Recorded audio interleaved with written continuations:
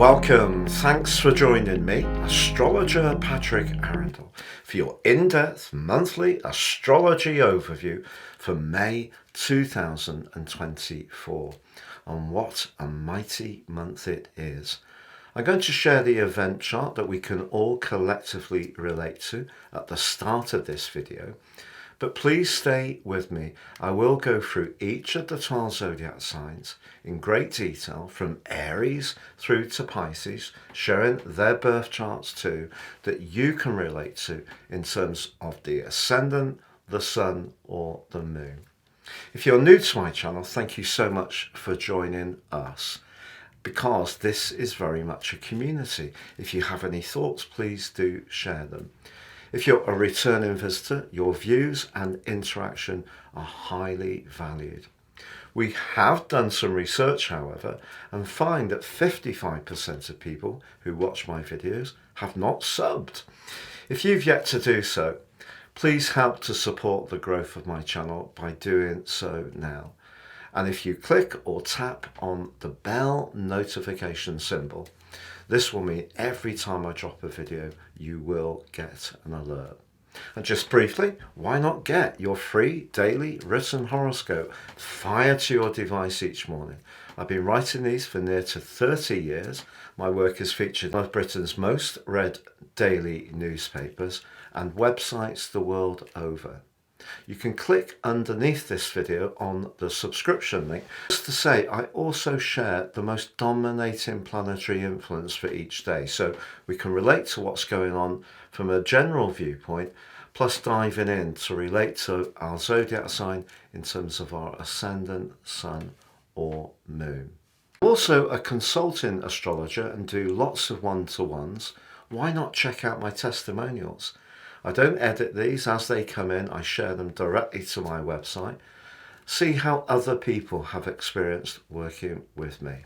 So on the screen now, I'm showing the event chart right at the start of May that we can all collectively relate to and will provide a backdrop for the whole month. The big takeouts to begin with are the positions of the energy in Taurus and Aquarius. So on the screen now, I'm showing the chart wheel, and you can see that the sun's at 11 degrees and 6 minutes in Taurus, but also we have the moon at 4 degrees and 58 in Aquarius, but that's pretty close to Pluto. But you can also see that Venus, the ruler of Taurus, arrived in the sign on the 29th of April and immediately clashed with Pluto. So that energy comes into the first 3 days of this month. But we also have still the excitement and buzz from that conjunction between Jupiter and Uranus in Taurus, which peaked on the 21st, and that provides a backdrop of energy within 3 degrees for the first 9 days of this month. So a lot of potency in Taurus. Let's think about what Taurus represents. It can be about our foundations. It can be about the things that we're working on that give us a greater sense of physical security. It can be our appreciation of good food, but also it's our sense of self-worth, our value, and our approach to everyday finance. And because Venus has moved into this area, the more central potential of the sign is definitely ramped up. So what about the moon and Pluto in Aquarius? Well, just like Taurus, it's a fixed sign. So both signs like consistency, they're not so good at flexing. But because Uranus is in the mix, which of course is the modern ruler of Aquarius, we do need to be open to the fact that some things may need to shift. That's just where we are. Society is moving at quite the pace. And of course, Pluto is a big part of that story.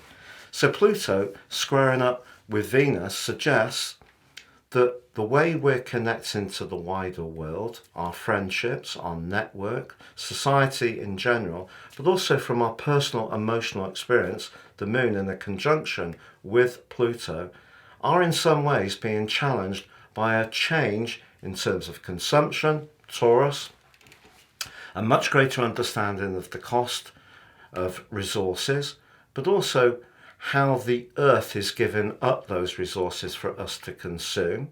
It's a big part of where we are. And in a more practical but very important way how we earn a living in this very, very quick moving environment. But of course, the sign of Aquarius and the 11th house, where the moon and Pluto is very much about how we socialize and our friendships, but also our future hopes. The sign of Taurus is much more about where we are in the here and now. So we're consumed with what we need now, the things we could be attached to. So I feel that the challenge between Pluto and Venus, whether it's around a romantic relationship, a financial relationship, is that something could be shifting, but there could be some power being applied, Pluto, and it may not be obvious. So someone could pour charm our way right at the start of this month, but we need to be conscious of why, or be aware of our own motives too. And because later on the first day of May, the moon moves forwards and squares up with the sun in a quarter moon. We get 2 of these a month. They provide a backdrop of energy for 1 whole week. So for the first week of May, not only do we have Pluto and Venus in a square, we have the sun and the moon in a square, a quarter moon, going across the same 2 signs. So anything to do with money, the things we enjoy, the sultry pleasures of life, perhaps even calorific goodies, we're being pushed in a way to rethink in a bit more of a detached way from the energy of Aquarius, and perhaps challenge ourselves in terms of some of our approaches. But we may find that certain friendships may diverge over the course of this month. We started to get that trend developing last month when the sun moved into Taurus on the 19th and clashed with Pluto. Then again, as I mentioned just now, with Venus. We're going to get it again on the 15th of this month when Mercury moves into Taurus and clashes with Pluto. So the way we've gone about things, consumed things, our attitude to money and our security could be pushed by just the way society is changing, or the way we're changing, or the way costs are changing, or the way our friendship groups are shifting as well. It's all entirely possible, but that can create a degree of stress. Now also at the start of this month, we have another incredibly dynamic influence, which also includes Pluto, but is much more positive. And it involves Mars. Mars is returned home to the sign of Aries right at the end of April. And it's going to give us an enormous opportunity in its relationship with Pluto to accept that some things are changing. We do need to refresh some parts of our approach. And the more we can go with this and embrace the excitement and not be too attached to the fixed nature of the sign of Taurus, holding on to what makes us feel secure, the more we can benefit from how things are shifting. If you have been hoping to start something completely fresh in your life and you've been doing a lot of planning, particularly through Mercury's retrograde, Mercury went direct on the 25th, but it doesn't emerge from its post-retrograde shadow until the 13th of this month. So there may still be some final things that you're thinking about, just sifting through, which is very Virgoan, Mercury energy, or communicating with others, very Gemini. But that freshness that comes from Aries energy is augmented by the arrival of Mars. So a really stunning opportunity with Mars linking with Pluto, because what it really triggers is intense willpower and desire. So if there is a future plan that you're really convinced is right for you, the ability to take a giant step forwards this month is absolutely fantastic. But there can also be rewards for the people who are working away patiently on something that's been a part of our lives for some time. But I will get to that shortly.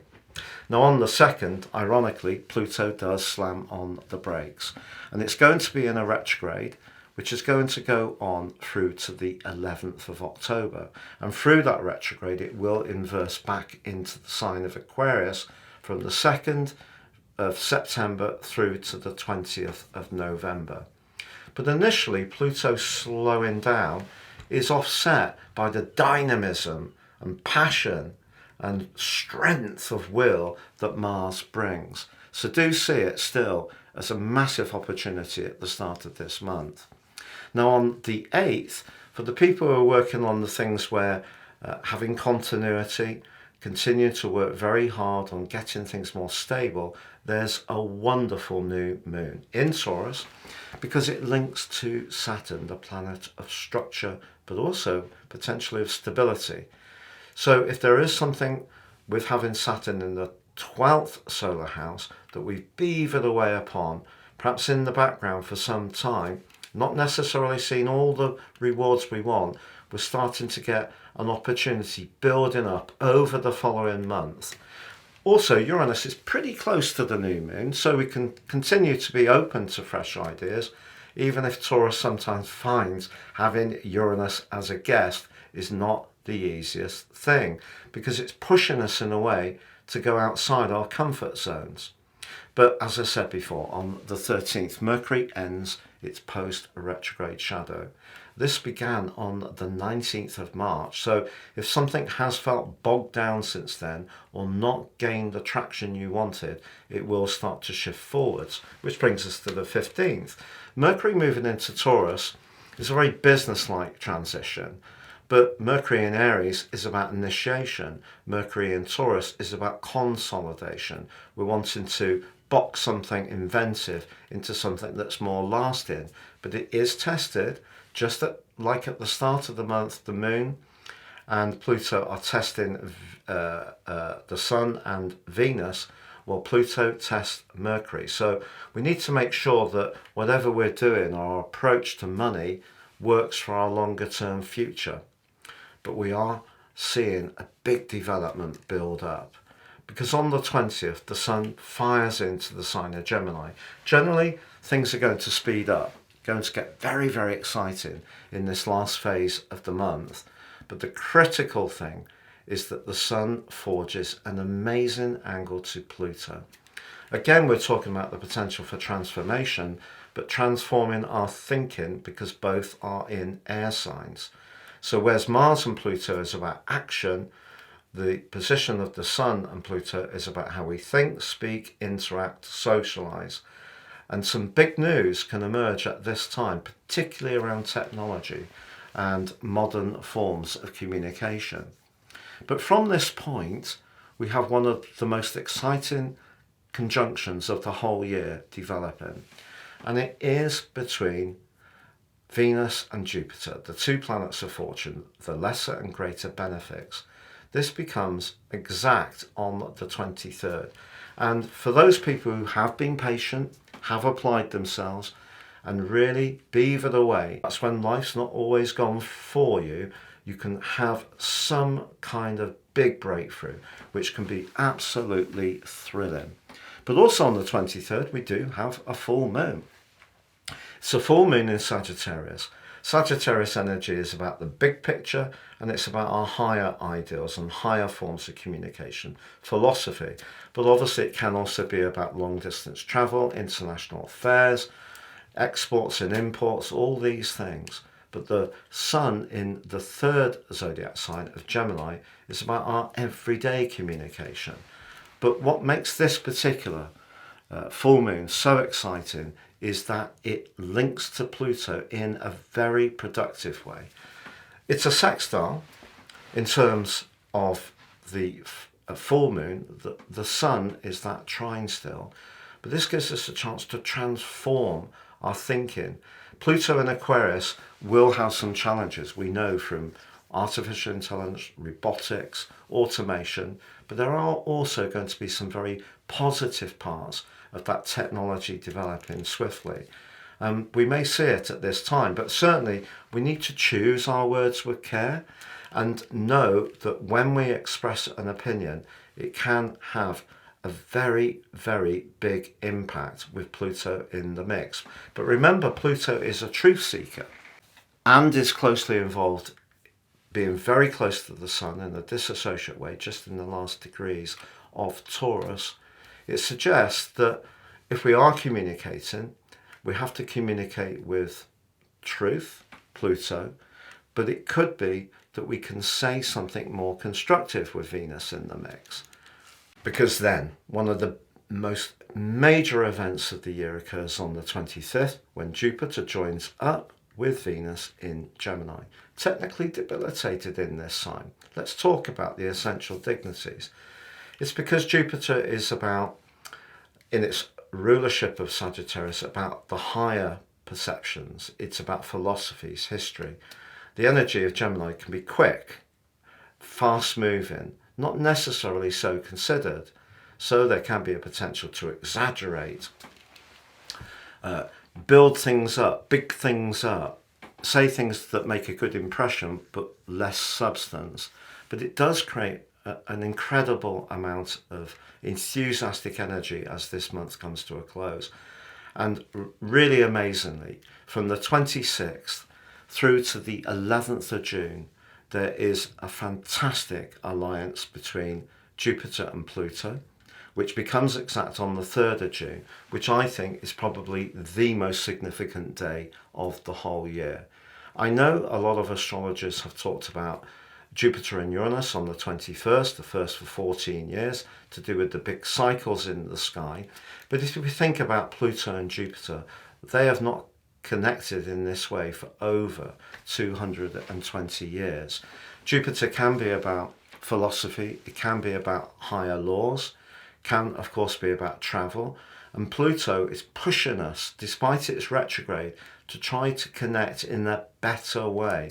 So as this month draws to a close, a huge rush of sensational communication, news developments, revelations, people who have abused the truth are going to be held much more to account as this month draws to a close. Don't be surprised if some very big figures are called out and exposed by the rush of this illuminating energy as May comes to its end. But it's going to be a very exciting time. If you are someone who wants to interact with people in a constructive and positive way, you have things to say that can help guide people, or you want to learn new skills and information and expand your horizons, we move on from the clustering of energy essentially that's been so dominant in Taurus right at the start of this month, but particularly over the last year with Jupiter and Uranus in Taurus. And now we're moving into a much quicker, exciting, fleetingly exciting, but with the potential for some enrichment coming from that full moon in Sagittarius. But most of all, the influence of Pluto. So right at the start of this month, Pluto is pushing us to perhaps rethink our use of resources, the type of people we hang out with, perhaps the attachment we have to certain consumption. Perhaps Pluto is also asking us to accept that part of the things that we felt comfortable with are changing, and they're changing forever and at speed. But by the end of the month, Pluto comes back to us in a very radical but incredibly positive way. Please stay with me as I go through each of the 12 zodiac signs. From Aries through to Pisces, I will be sharing the wheel for each. And if you've yet to subscribe to my channel, I may have mentioned before, but 55% of people who view this channel are not subscribers. I'd be most grateful if you could give the channel your support by clicking and tapping on the bell notification symbol so you get alerts every time I drop a video, but most of all, subbing too. If you would like to ascend above the following zodiac broadcast, if you give me 3 pieces of personal birth data of time, date and place, I can produce for you your life roadmap report. This will give you searing insights into the patterns that are played out in your life so far, but a much more intimate understanding of how to work with them better future forwards. In my special package of 30% off, you can also get your 12 months transits report. This shows how the planets in the sky are interacting with your totally unique blueprint. If you already know your personal natal chart, why not explore Draconic Astrology with my special package there? Your Draconic chart is based on moving the North Node to 0 degrees Aries, the vernal point. This can change the chart a lot. Essentially, the Draconic chart is the energy we bring into this world, our karmic or soul energy. It's the roots of our very being. The natal chart is the fruits of what we produce in this lifetime. But understanding our draconic charts can give us a huge extra understanding of our motivations. Please see the link below for more. Welcome Aries to your in-depth monthly horoscope for April for the Ascendant, the Sun or the Moon. On the screen now I'm showing the event chart right at the start of the month. Now the big takeout for you is the position of the midpoint between the Sun and the Moon, because it's 23 degrees in Pisces and you've still got Saturn and Neptune in the 12th house of Pisces. So as we come into this new month, yes, Mercury is going forwards in your sign. Yes, Mars has arrived, which is a huge event for sure, and forging an amazing link to Pluto through the first week. And that can give you a furnace-like energy to gain momentum, initiate new plans and get on the front foot. But it just depends on where you are in your personal situation. So if it has felt, despite the total solar eclipse in your sign, that you've had one foot in the past, as well as one trying to get more established in the present, then possibly the midpoint at the very start of this month suggests that there's more stuff to process. And you shouldn't put yourself under pressure to move immediately into the present if that's where you are. That's just the position of your personal situation at the present time. If your past is more resolved and you are able to go for it in the here and now, you really can put your foot hard to the proverbial floor, because it's one of the most stunning influences you can have in astrology, and it hasn't happened between your sign, Aries, and Pluto in Aquarius for over 200 years. And it is a furnace-like energy, because the determination that your ruler Mars can give you and the will that Pluto can give you about some kind of future plan can be absolutely considerable. Now, if you're in a third group of people who has been working diligently away on something that is important to you in the here and now, maybe there have been some things that you've been working around about your past or deeper psychological issues, but mainly you've been patiently working away, this is going to be a big month and it can see some significant breakthroughs. So let's wind back to the start of the month, and on the screen now you can see the event chart. So there's the midpoint at 23 degrees in Pisces. But also we have those two players in your 11th house. Friendships and associations are going to be important this month, but also some people may make way if they're not the right people for you any longer. I think that's an absolute fact. And you could find yourself being a little bit more feisty about who you will spend time with. You're tired of giving your energy to the people who don't reciprocate to you. You want people who really understand and honour who you are, what you're about. You don't want to have to fight for their attention. So that is going to be a factor this month. But of course, the cluster of energy that's in the sign of Taurus is potentially about money, and having Venus that's just edged into that area can be actually very positive for you. It's just that if you have got some kind of improvement around your finances, the position of Pluto and the Moon to Venus is suggesting be cautious about who you're extending your generosity to. But you also have that set of energy still beyond Mars in your sign, and that includes the part of fortune, pretty close to the North Node, Mercury, very close to the North Node too, and Chiron. So there's still a lot of potential for you beyond Mars to influence things through your communicational skills, Mercury, through your instincts, the North Node, and through being prepared to work on the things that perhaps have stopped you from fully appreciating your self-identity, Chiron. So a lot of energies, really, if you think about it, across the sign of Aquarius, Pisces, your sign, and Taurus. But as you go into this month, what can we expect? Well, with Pluto going retrograde on the 2nd, if you're not quite so sure about your future plans, but you do feel that something needs to change, you could go through quite a large period of reflection. And that may also include what you do for a living, and that can become much more obvious to you from the 2nd of September through to the 20th of November. But just try to flow with it, because Mars, your ruler, aligning with Pluto is going to make you very dynamic in one way or another at the start of this month, whether it's socially, around a relationship, around an interest, your career, or perhaps around your philosophical interests. Absolutely.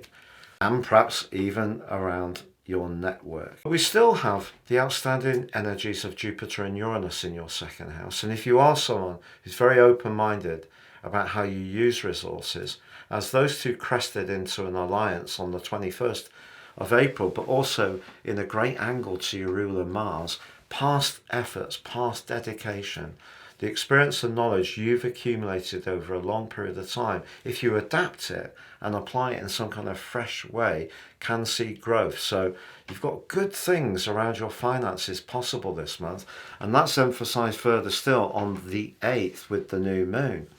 That new moon, pretty close to Uranus, but in a very solid link to Saturn. So Saturn over the last year may have asked some questions in terms of loyalties, outstanding upsets, things that perhaps have dragged you down in the past, that you've had to work hard to really become much more aware of what you will and will not accept, and becoming more protective of yourself.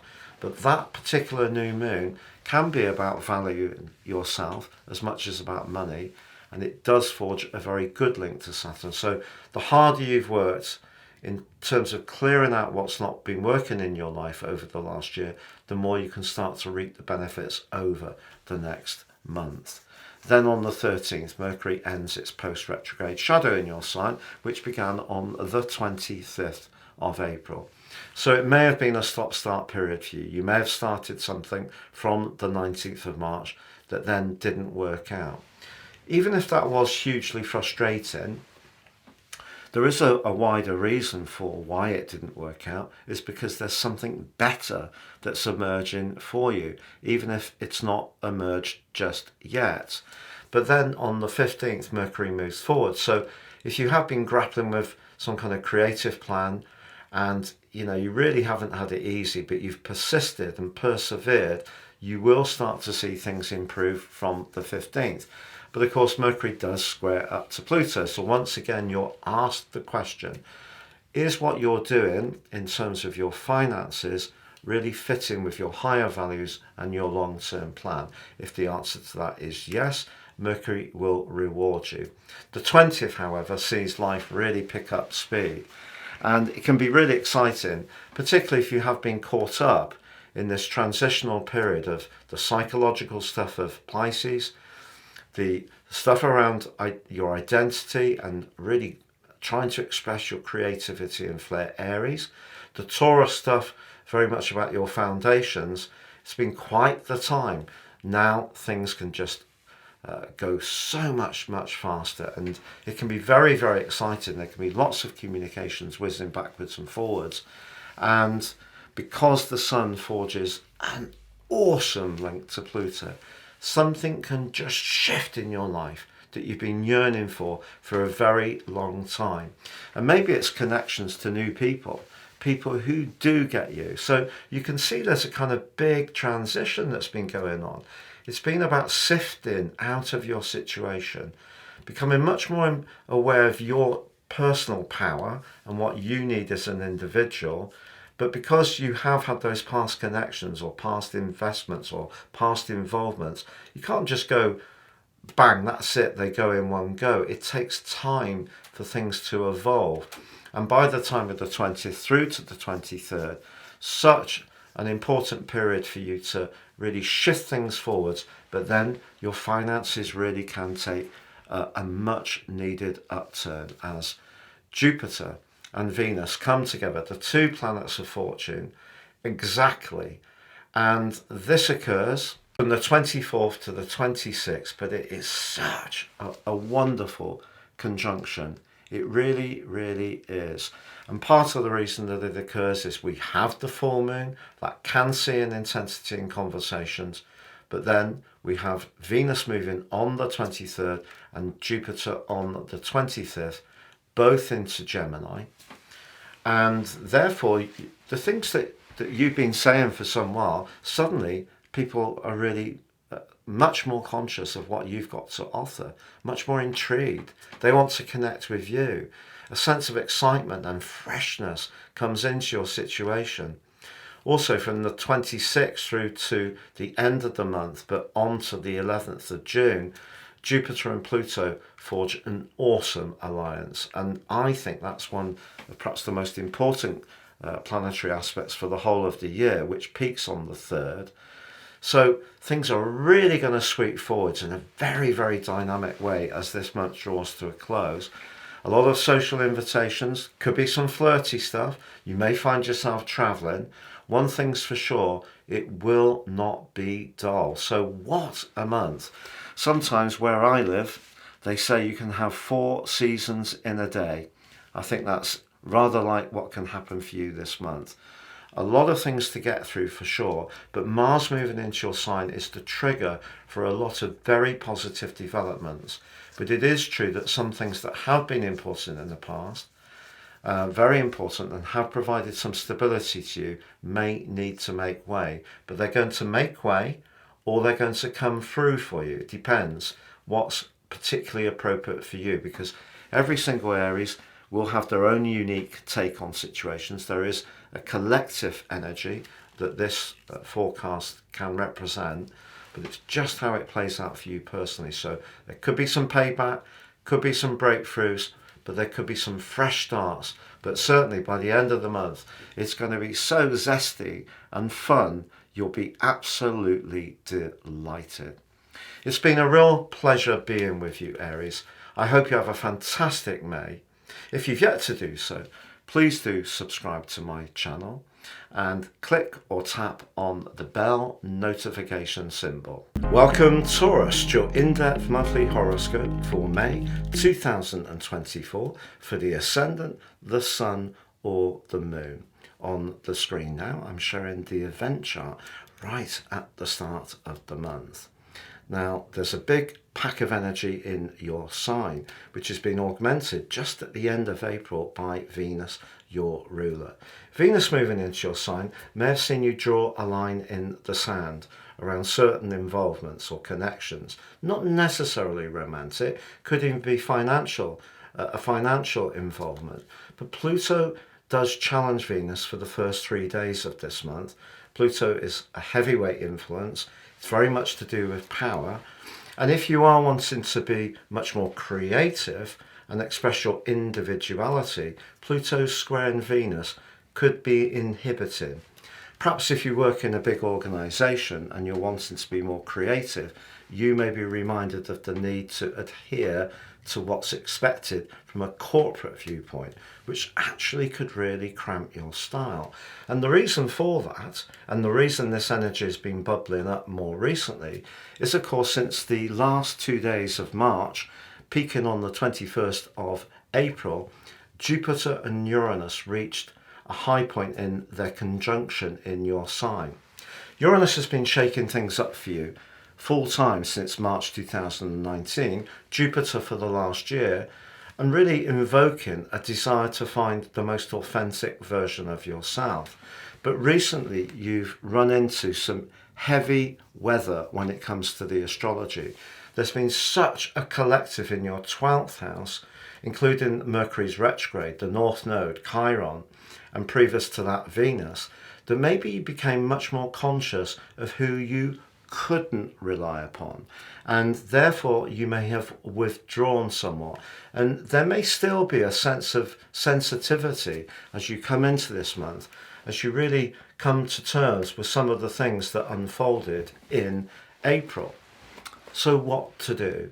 Well, the Sun is going to give you a greater sense of vitality. But later on the first day of this month, he too is challenged by a planet in Aquarius, and that is the moon. So the quarter moon for the first week of this month does again evoke this potential of you feeling a little bit conflicted of how you're going to connect to the wider world.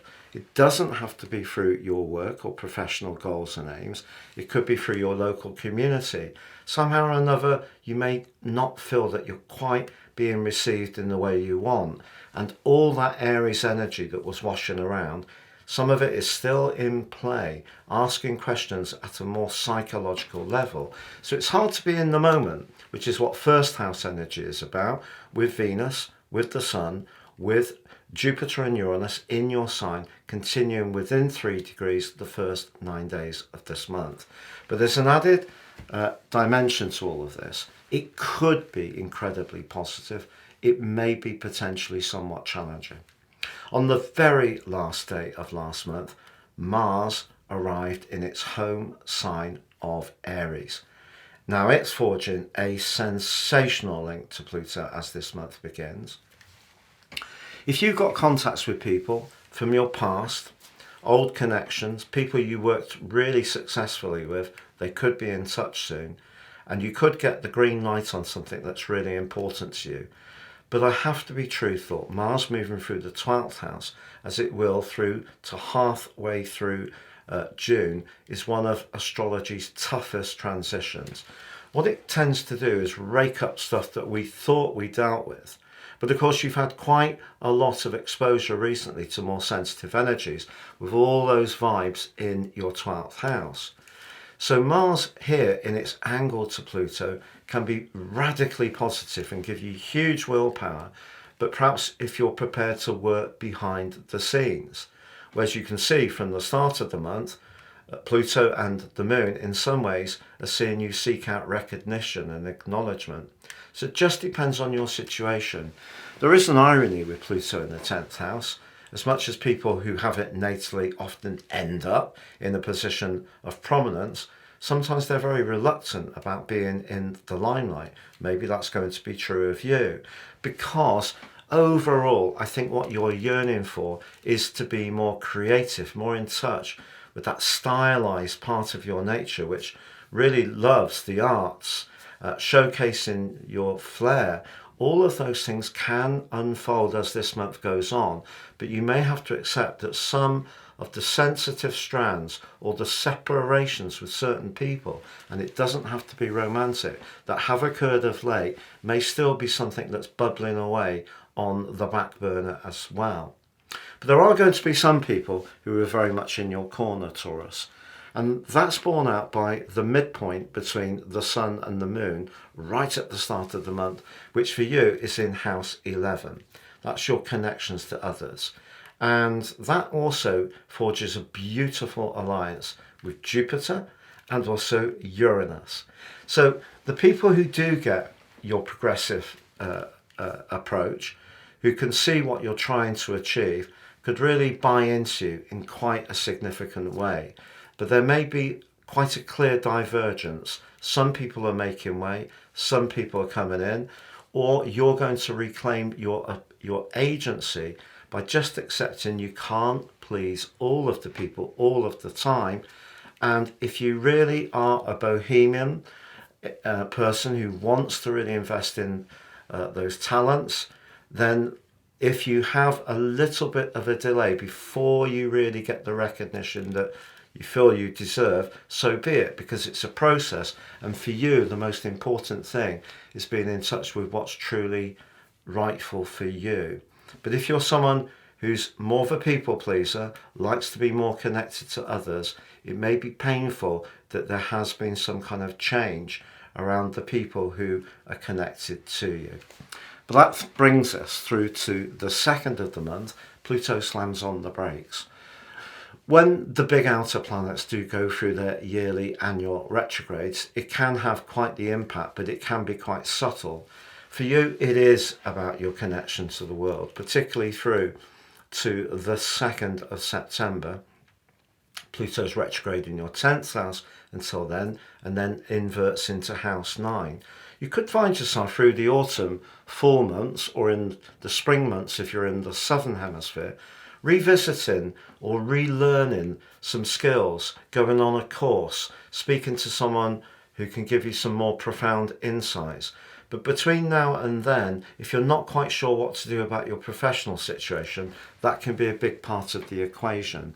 Perhaps all the energy in Aries has been you contemplating yourself, bringing something to a close that's been going on a very long time. And for you, it feels like an almost natural process of letting go. If that's the case, then that's absolutely ideal. But that brings us to the new moon in your sign on the 8th. And what a new moon it is.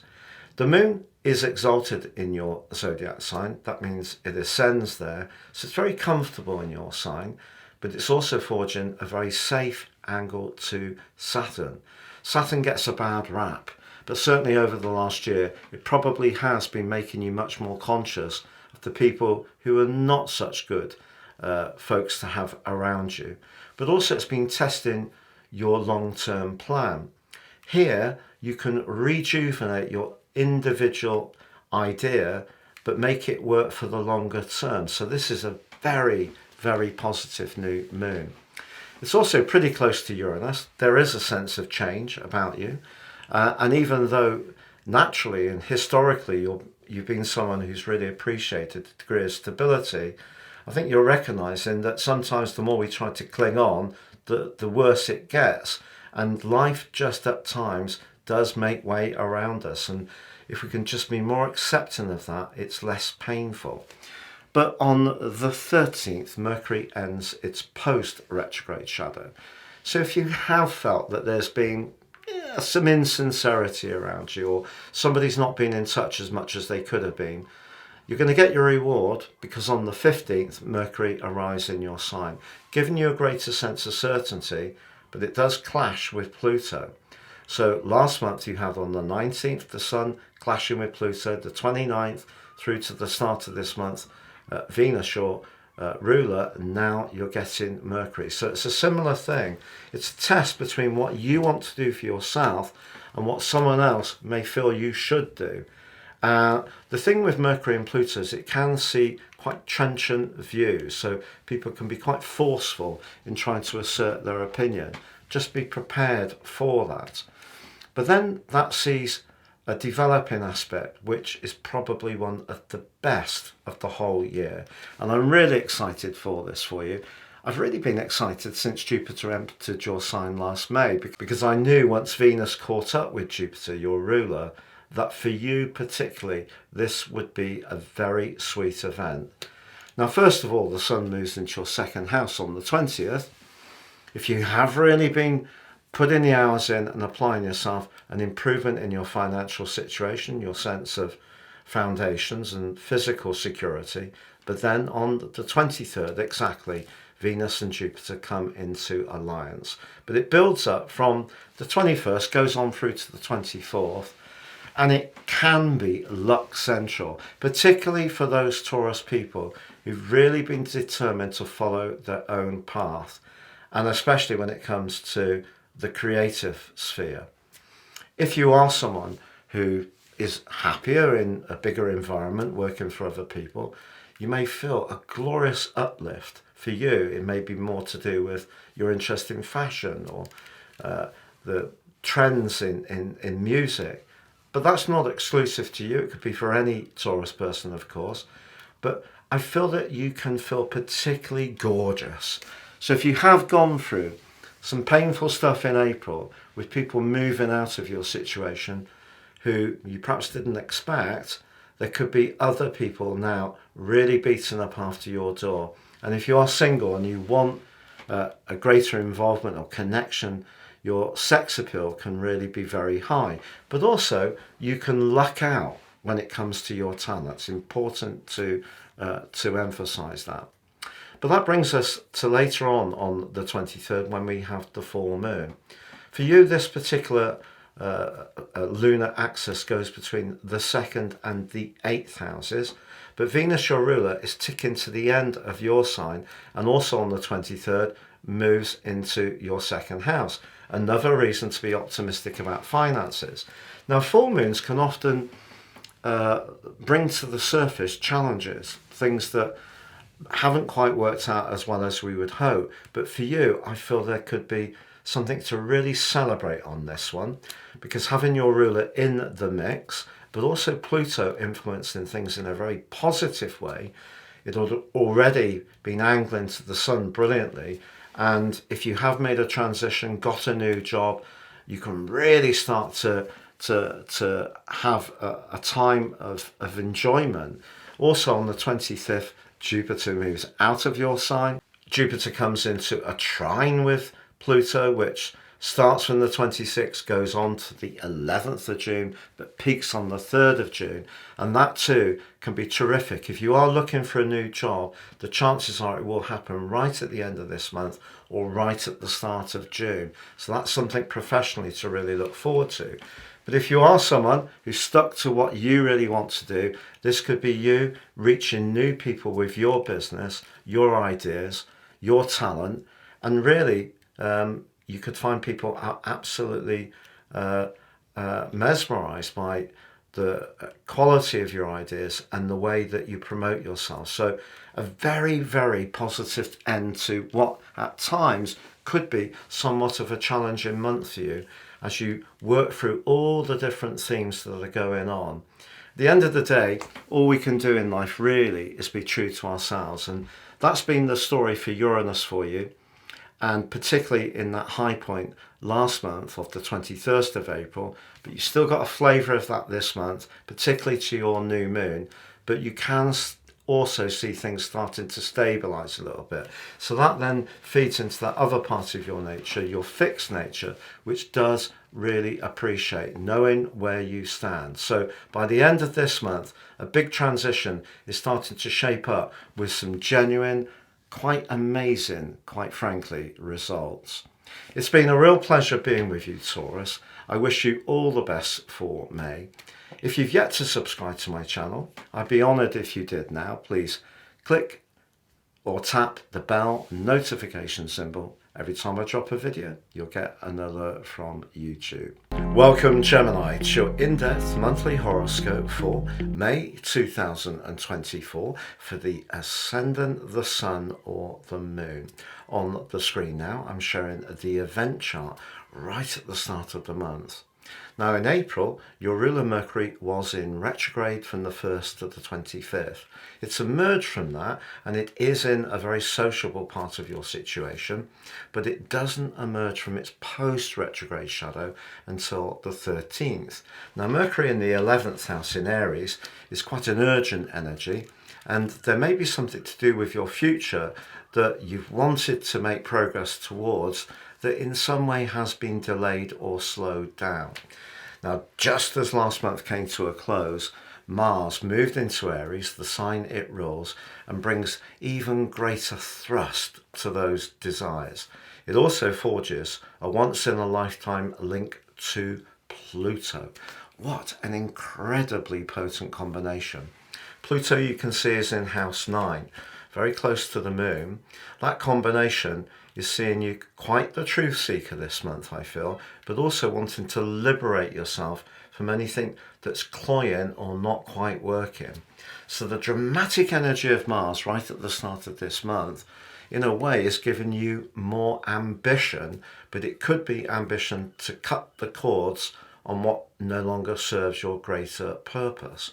And the thing is, because Venus, the planet of relating, but also of money and self-worth, has moved into your 12th house and is being conflicted by Pluto, this creates quite a complex situation. So Venus has joined the Sun, Uranus and Jupiter in the sign of Taurus, which is very much to do with perhaps giving yourself a moment to reflect, withdraw a little bit, recharge your emotional and spiritual and psychological batteries.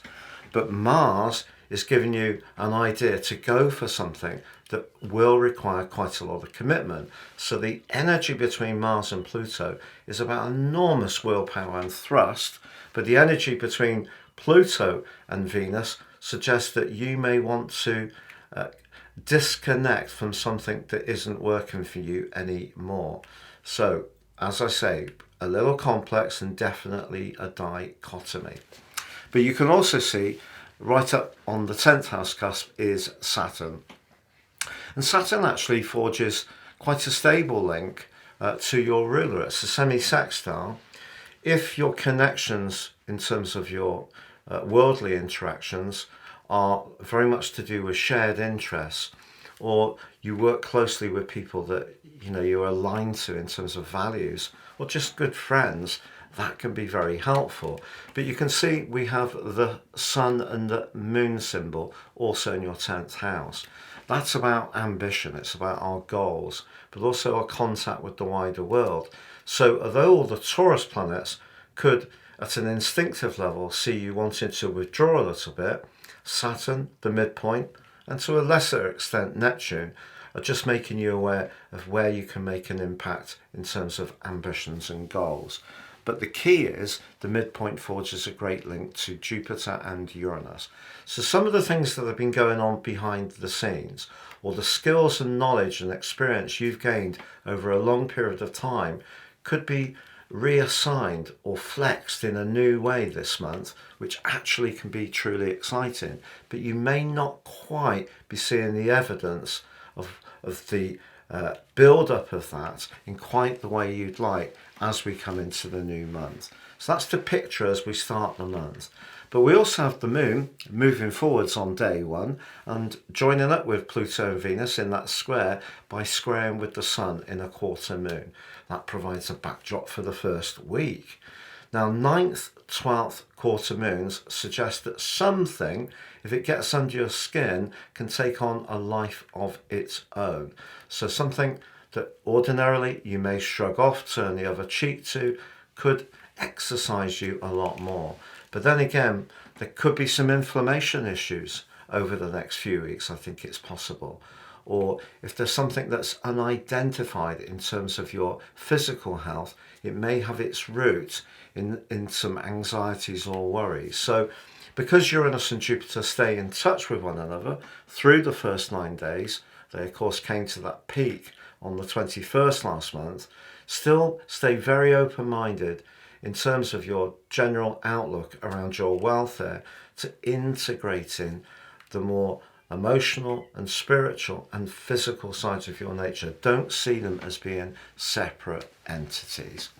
Now, on the 2nd of this month, Pluto goes into a retrograde. On the 2nd of September, it will invert back into the sign of Capricorn for one final blush, which will go on through to the 20th of November. I feel it's possible that if you start this month in some ways wanting to break free, cut the cords, liberate yourself in some way, that you're just conscious that this may not necessarily be a one leap process. It may be a series of changes that you may need to go through. Pluto's very structural, it's very strategic, works at a very deep level. But if there are some things that other people want to raise about you that you may be more reluctant to hear, they could come out into the open as this month goes on too. Now, to be honest, I'm referring more cryptically to someone who's rather well known, who struts the world stage. Now, you can make out where I'm coming from for yourself, but certainly for you, Mercury going retrograde initially in the 9th house gives you a push to perhaps revisit some subjects that you're interested in and perhaps dive even deeper and gain even greater understanding of what's important to you. But on the 8th, we do have the 12th house new moon in the sign of Taurus. 12th house new moons are a bit more challenging. New moons give us a chance to set our intentions. This one's asking you to embrace your tenderness. If you're someone who has a big need to manifest a sense of strength, command, and assertiveness, that can be more difficult to bring into your situation. But it's a new moon that does link well with Saturn. So your natural authority, if applied in a steady and just relaxed way can bring respect to you. But if you are someone who's very much interested in personal development and healing, this is a very positive new moon. Now, I mentioned before about Mercury ending its post-retrograde shadow on the 13th, which it duly does. But on the 15th, it speeds into Taurus, joining up with that other set of players there. So we really do have a full-on Taurus season, but it's not going to be very long lasting, because Mercury is immediately conflicted by Pluto. If we go back to the start of the month, Venus conflicted by Pluto, the Sun conflicted by the Moon, and now we have Mercury conflicted by Pluto. They're all telling the same story. Something rather tender may need to be embraced, and if you're reluctant to look at that, then it could in some ways impact on your wider interactions. If you are someone who is feeling under the weather in some way, the more knowledge you can download and the more you can seek out sources of information from people who have a lot of insights, the better it's going to be. But we also reach a part of the month where Venus and Jupiter in the sign of Taurus come together from around about the 20th in one of astrology's most fortunate combinations, but it's in the 12th house. The 12th house can be where we encounter separations and losses. It can be where we feel betrayed, where we don't feel that people are necessarily totally in our corner. But you could gain huge extra thrust when the Sun moves into your sign on the 20th. It forges quite an amazing link with Pluto. So you can see that Pluto's turning out to be hugely influential this month. So because it's in the 9th house, your sister air sign of Aquarius, it's all about truth. Sometimes Pluto can disguise truth. A lot of information is going to come out into the open. Again, think of those public people who might be Geminis. But for you personally, someone could make a connection to you that really lifts your spirits. This may be someone who actually has a lot of warmth, a lot of faith in you, and there could be a connection that starts to build up in a very sweet way. It might, and I have to say it's only might, be linked to someone who you knew before.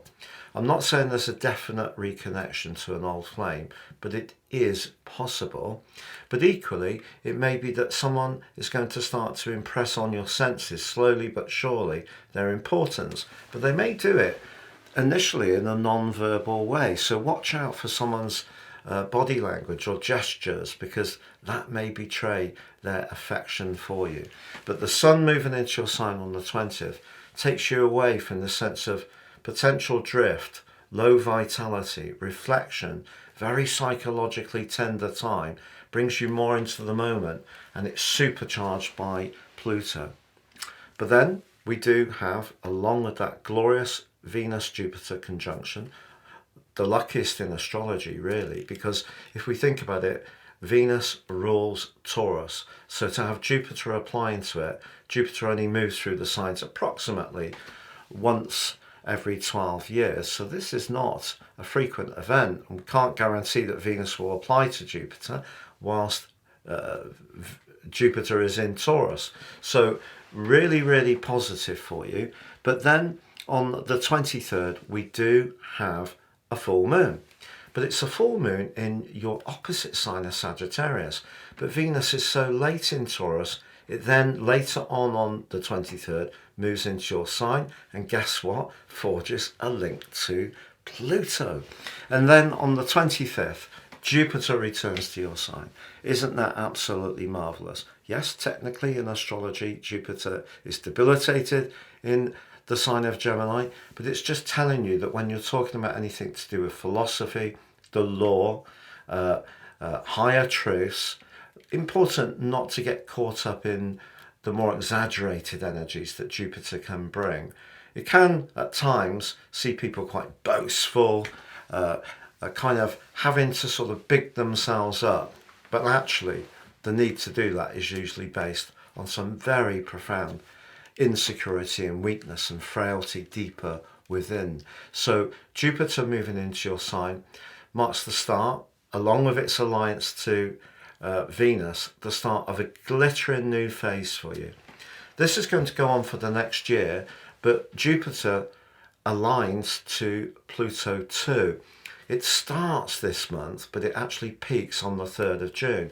I personally think that's one of the most influential dates of the whole year, because if we think about Jupiter is about the big picture, it can be about the spiritual dimension through Pisces, but it also can be through expansion, international affairs, higher laws, through Sagittarius, and the link with Pluto suggests some kind of new codex could start to be adopted. We certainly need it, don't we? There's so much conflict in the world. If we could find a better way of transforming our communications, particularly around international affairs, which Jupiter also rules, and borders, that would be very helpful.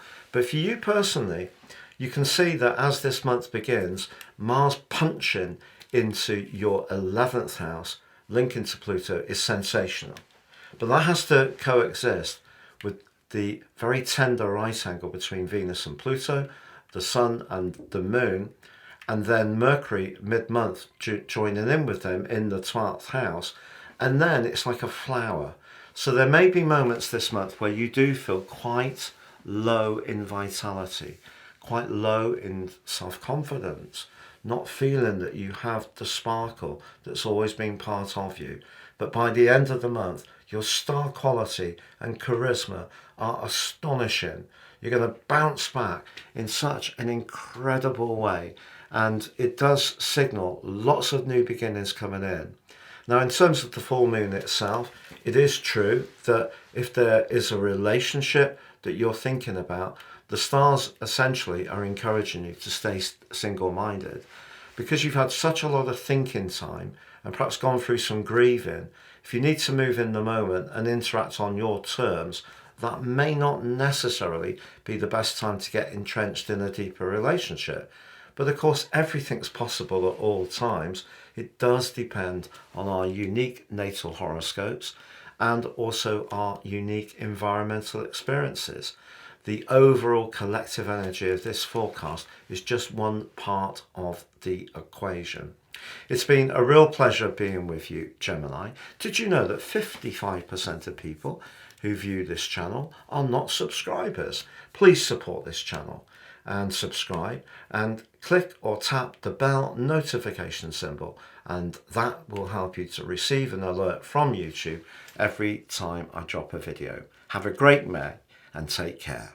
Welcome, Cancer, to your in-depth monthly horoscope for May 2024 for the Ascendant, the Sun, or the Moon. On the screen now, I'm showing the event chart right at the start of the month. Now, we're going to have a few phases this month, but the big takeout right at the start of May is that Mars, the planet of passion and desire, has moved into the most dominating part of your chart. Now, that doesn't mean to say that you have to dominate anyone, but it gives you a lot of extra confidence to strut your stuff. But you also have a set of energies in the friendly 11th house. So your social interaction can be blessed, but particularly around your professional involvements, it may be a case of who as much as what you know. The other big takeouts as the month begins is the midpoint between the Moon in Aquarius, the Sun in Taurus.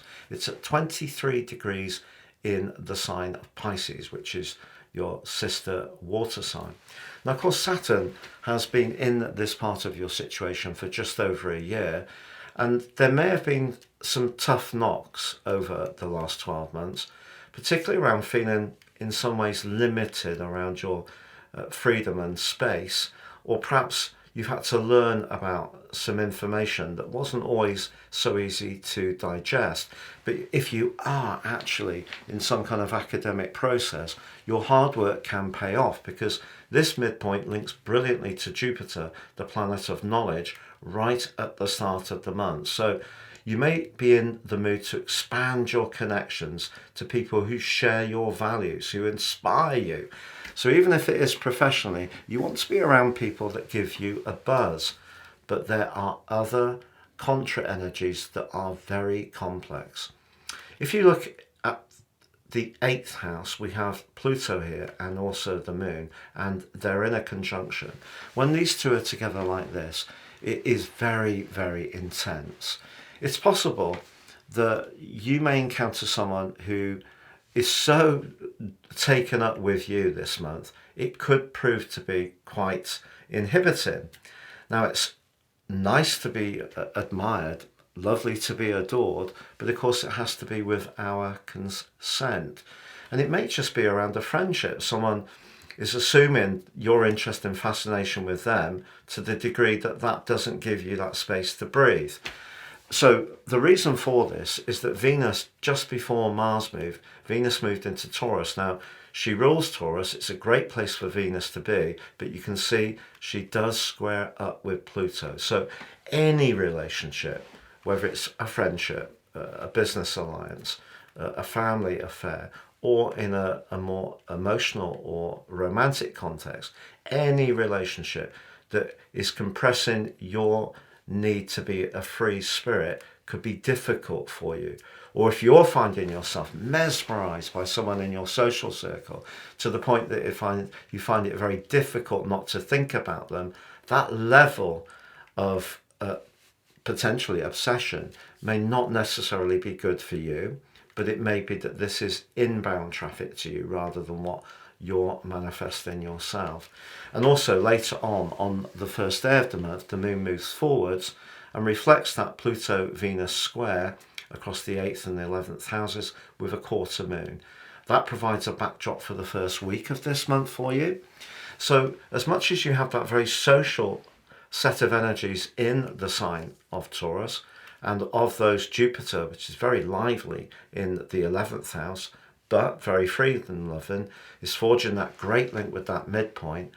If there is a situation, whether it's emotional, spiritual, psychological, sexual, or financial, that's stopping you be free, that could be quite an issue right at the start of this month. But there are some contra energies which are really positive, because Mars moved on the 30th of April into Aries, which it rules. It's going to be there for 6 weeks from the start of this month, and that forges an awesome link to Pluto. So if you can apply your energies to do with business, investments, entrepreneurship, demonstrating to people just how determined you are, how much willpower you've got, how much leadership ability you have, because I think you have oodles of it.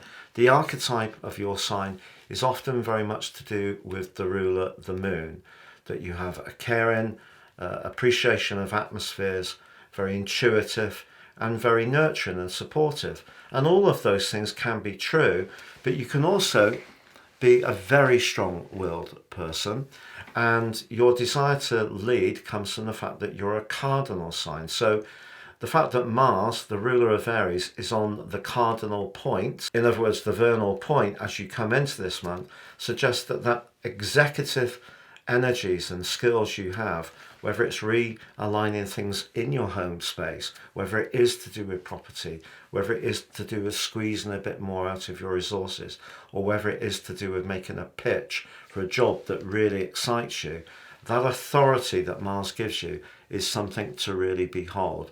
And in that sense, its relationship with Pluto can be excellent. This is a planetary alignment which gives you so much thrust and self-belief. So I feel that in the more personal context, the moon and Pluto points towards where you just feel maybe controlled, or maybe there's someone around you who's a bit jealous of you, or maybe your own preoccupation with something that you can't quite get as you want at the present time, and that may be about your future love life, could take up a lot of your thinking. But if you can separate from that and focus on your goals and ambitions, what a lot to achieve. But there are always paradoxes in astrology, Cancer, and on the second day of this month, Pluto goes into retrograde. And that's going to go on through to the 11th of October, but through that process, he will invert back into the sign of Capricorn from the 2nd of September, and that goes on through to the 20th of November, despite the retrograde having finished. So as the retrograde begins, the deep implications of that is that you may rethink where you're most invested or devoted, or what's really spellbinding you in a way that you find hard to put out of your thinking. So that is going to be the deeper energy of Pluto's retrograde. But that brings us through to the 8th, and we have a very exciting new moon for you. It's in Taurus, and the new moon in Taurus is particularly providential because the moon here is exalted, so it rises in Taurus. It's its second favourite position to be in your sign. So a very positive new moon each year for you, but this one is particularly good because it links in such a solid way with Saturn. Remember I said to you earlier that Saturn may have tested you over the last year, but the things you fought hard for and particular knowledge that you've gained can really feed into your long-term planning. So if you have needed to separate from some friendships or involvements with that square between Venus and Pluto, or the moon and the sun, and maybe join in with some new players socially, this new moon gives you a great opportunity to move forward. So some complex stuff at the start of the month, but not stuff you can't work out and move on from, and this new moon will help you. On the 13th, Mercury ends its post-retrograde shadow. If you did go through some uncertainty around your professional hopes or around a property matter in April, it really will resolve itself now. It's just on the 15th, Mercury arrives in the sign of Taurus. Now, a very business-like position for Mercury to be in. Nothing wrong with that, but it is squared up by Pluto once more. So we can see that Pluto is turning out to be a hugely influential player right throughout May for all of us, not just your sign. So what does this mean? Once more, you may be thinking about your future plans and where your idealism can shine, the 11th house being confronted by where you may feel trapped, held in, or in some way controlled. And maybe it is around a friendship, the 11th house Mercury. Maybe it is around a close relationship. But on the 20th, you have a chance to really reflect on all of this very powerfully through the last phase of this month. The sun arrives in Gemini. Gemini energy is very quick-witted. It can be to do with being very skillful in terms of pivoting on a sixpence to different situations, but the 12th house is essentially a time to pause and reflect. Take a bit of a breather. Your social situation may have been a bit intense at times this month, if definitely gripping, but I feel the fact that on the 23rd, Venus and Jupiter come together, the two planets of fortune, in your 11th house, can give you a huge reward.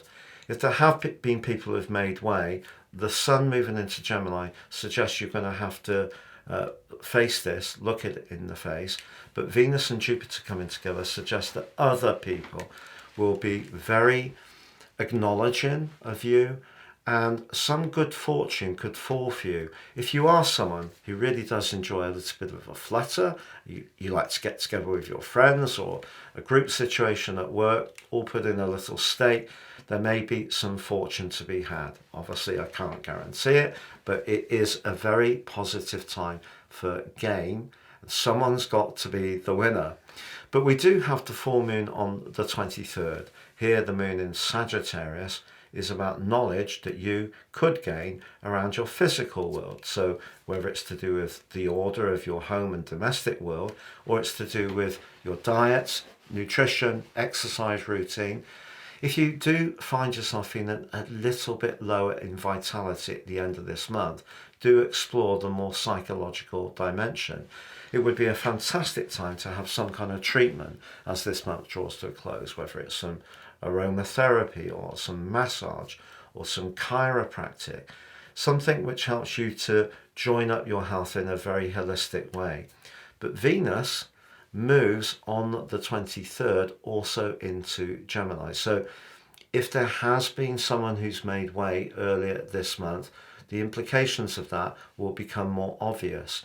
Perhaps this full moon is going to make you more conscious of who you can't quite totally rely on, but maybe is, even if it feels other people are pulling away from you, at some level, I think the choice will have been yours.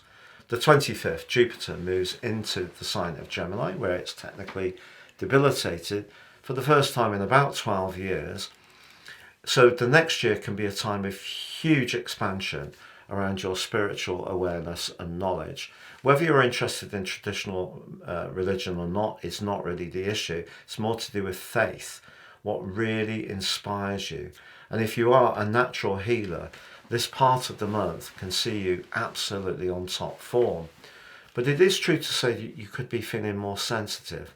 There are gifts at the end of this month for sure, particularly as Jupiter aligns to Pluto in an amazing trine that hasn't happened for over 220 years. That becomes exact on the 3rd of June. So knowledge, Pluto in the 8th house, is very, very deep psychologically, and the 12th house is the time of culmination. So you may be thinking about things that have played out over a very long period of time and be sifting through the emotional realities of that. If you have decided to leave something, there could be some poignancy. You may even find yourself being hugely nostalgic for someone from your past. It may be someone who's no longer with us. It may be an old flame. It is possible an old flame could get in touch. I'm not going to tell you not to welcome that if that occurred, because that's your decision. But obviously the key when relationships break down is there are reasons for that. But have you evolved? Have they evolved since that time?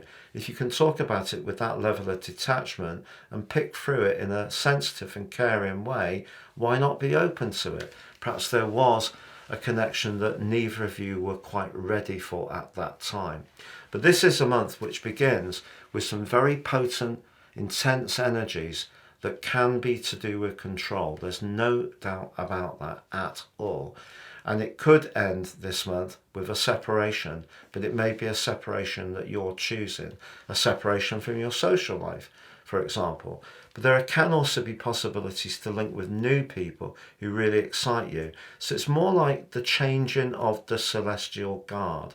There are loads of wheels rotating around the whole time with astrology. This is a very important month for you. And certainly when it comes to your career, your determination, your ability to manifest your ambitions in a positive way and connect with people who are good for you, it's all there, but it may mean you need to look in the face some of the things that you have been invested in or the people you have been close to that maybe have become habitual in some ways, but not necessarily very positive for you. Cancer, we've done some research and 55% of people who view my videos are not subscribers. If you are one of those people, I would be grateful if you would help this channel grow. Please sub and click on the bell notification symbol. Every time I drop a video, you should get an alert from YouTube. Have a great May and take care for now. Welcome Leo to your in-depth monthly forecast for May 2024 for the Ascendant, the Sun or the Moon. On the screen now, I'm showing the event chart right at the start of the month, and the first planet we need to feature is your ruler. That's the Sun, and he is at 11 degrees and 6 minutes in Taurus, which is very much to do for you in house 10, how you interact with the wider world. So whether it's in terms of your leadership skills, the guidance you give people, perhaps as a parent, it may be to do with your interactions in your local community, or in terms of goals and ambitions professionally. That's where the Sun starts this month.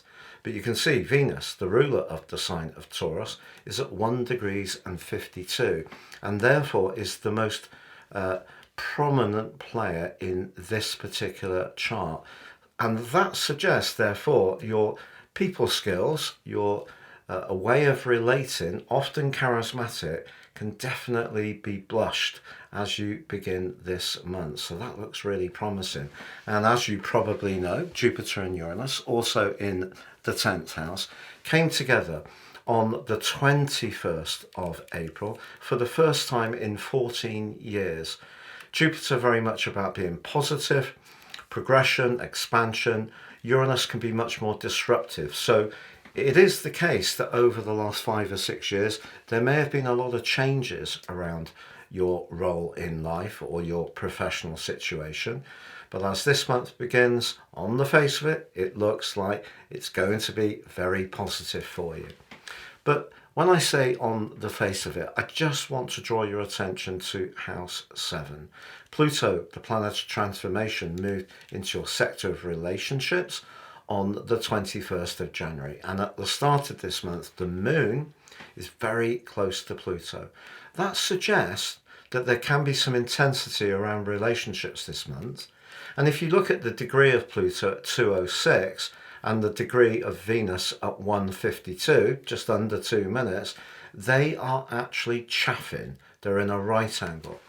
So however much you do try to approach things in the right way, you try to cultivate the right kind of relationships, some politics could show themselves, perhaps in professional relationships.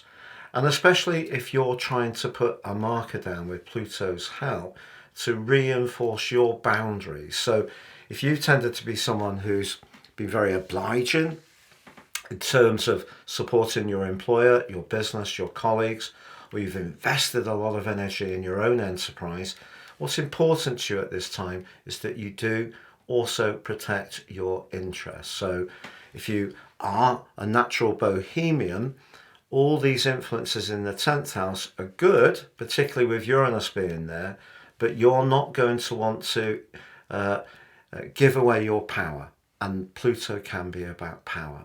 Now later on the first day, the moon moves forwards and squares up to the sun.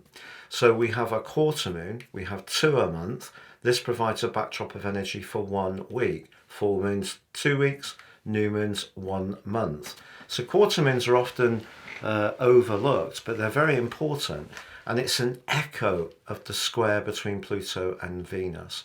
7th house is where you may well be reaching into the needs of others, but if you don't feel heard or recognised or acknowledged, always important to Leos, but with this 10th house energy, what you're searching for is greater recognition. So if your goodwill is not looked after right at the start of this month, that is going to be a factor. Now, I'd also like to make you aware of the midpoint between the moon and the sun. That's in house 8. The 8th house is very much to do with transformations. You've had Saturn there the last year or more, just over a year. And perhaps there has been some changes around some close alliances, business interests. Maybe you've met some headwinds around your costs, around mortgages and rentals. Wouldn't be a surprise, would it really? Or shared finances may have had some tense moments too.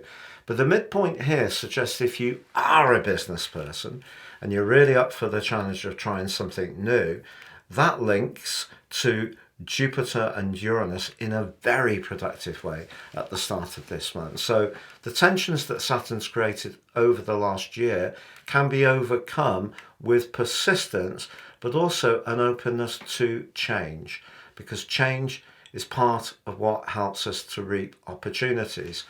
And your nature generally prefers continuity, but because of the big set of energies last month in Aries, your sister fire sign, all about the potential for adventure, independence and expansion, change has been in the air, which brings us to Mars. Mars is a planet which rules the 3rd decan of your zodiac sign. That means the third 10 degrees, each zodiac sign 30 degrees, 10, 10, 10. So the first 10 Sun, subruled the second 10 by Jupiter, the last 10 by Mars. So you have an affinity. So Mars has arrived back in its home sign. In the sign of Aries, Mars is a very dramatic influence. It's going to be here for 6 weeks. But the really potent connection, ironically, is with Pluto. So if you can align with people who do hear you, who also share your sense of excitement, who realize that you're at a point in your life when you're wanting to be very much on the front foot and they're prepared to go with it and support you, what an exciting team you can make. Because the 7th house can be a team, but it also can be in its link with Mars, where you connect to others and draw knowledge and wisdom from them in a way which expands your understanding, because the 9th house can be about higher knowledge. But Mars and Pluto is a very determined, sometimes willful combination. It will not be overcome.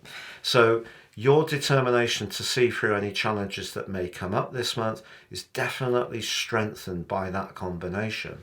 Now, of course, Mercury was retrograde for a large part of April, from the 1st to the 25th, in that 9th house. So some of the things you tried may not have all flowed along quite as you would like.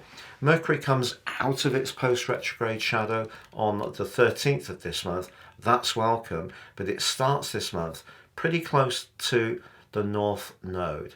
So that suggests if you listen to your instincts about where you can be more self-expressive, freer, just go with what excites you, that's going to guide you in the right direction as we begin this month. Now, ironically, although Mars and Pluto are linking together through these two zodiac signs for the first time in over 200 years, Pluto then goes into a retrograde on the 2nd. It's going to go on through to the 11th of October, but it will invert back into your 6th house on the 2nd of September. So from then until now, I feel it's very much about relationships. From then on, it will be much more to do with services, the overall structure of your life, the efficiencies in your existence. But if you go into this month really embracing the power and potency of Mars and Pluto, that takes you through the first week. The fact that Pluto goes retrograde is a more subtle influence which will play out for you over a longer period of time. But that's square with Venus.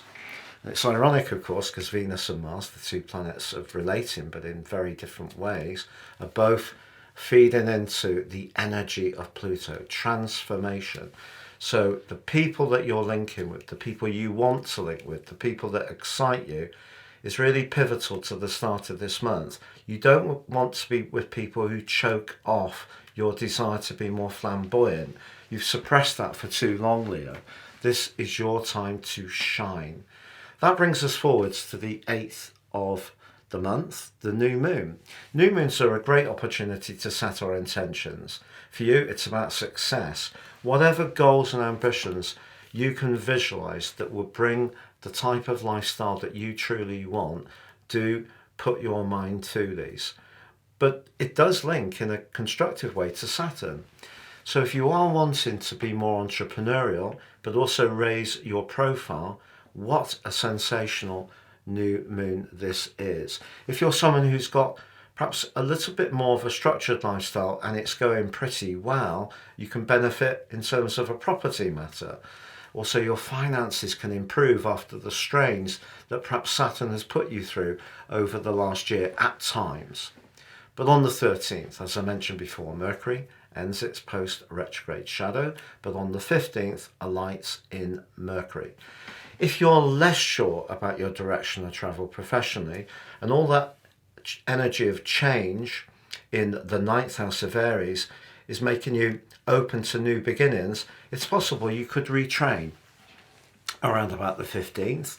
Go on a course. It may be that old skills that you've got can be adapted in a new and fresh way, because through the first 9 days of this month, Jupiter and Uranus are still very much in touch. Of course, they crested in a very visible way for you last month on the 21st. They're still supportive for you at the start of this month as well.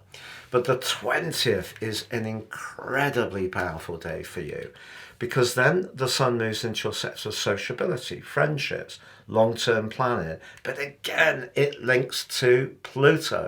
So whereas Mercury bashes its head with Pluto being in a right angle, once again reminding you that your relationships of a professional kind may not be a straight line this month. The sun moving into the 11th house just gives you that extra injection of essentially hope that you can visualize not just your ambitions, but the things that go beyond that, the things that inspire you, and the connections you have with people who inspire you, whether it's around your interests, whether it's around your friendship circle, whether it's around your social life, or whether it is around one person in particular. If you can collaborate with someone, the 20th, for about 3 days, some of the most energized times you could have had for many years. But we also have, slowly but surely, Venus moving forwards this month. And of course, the big news story has been about Jupiter and Uranus coming together. But it's Venus and Jupiter that join together exactly on the 23rd. And that can be a significant time if you have been looking for a new job. It can also be a time that in an existing role, you receive more acknowledgement.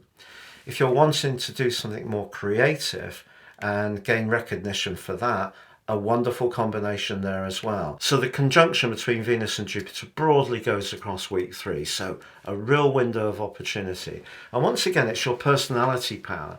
Let's go back to who you are. You are Leo, you're ruled by the sun, therefore you're about radiance.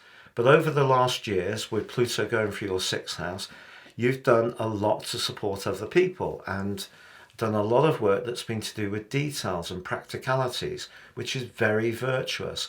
This is your opportunity now to turn up the sunshine once more. So really dazzling opportunities for you.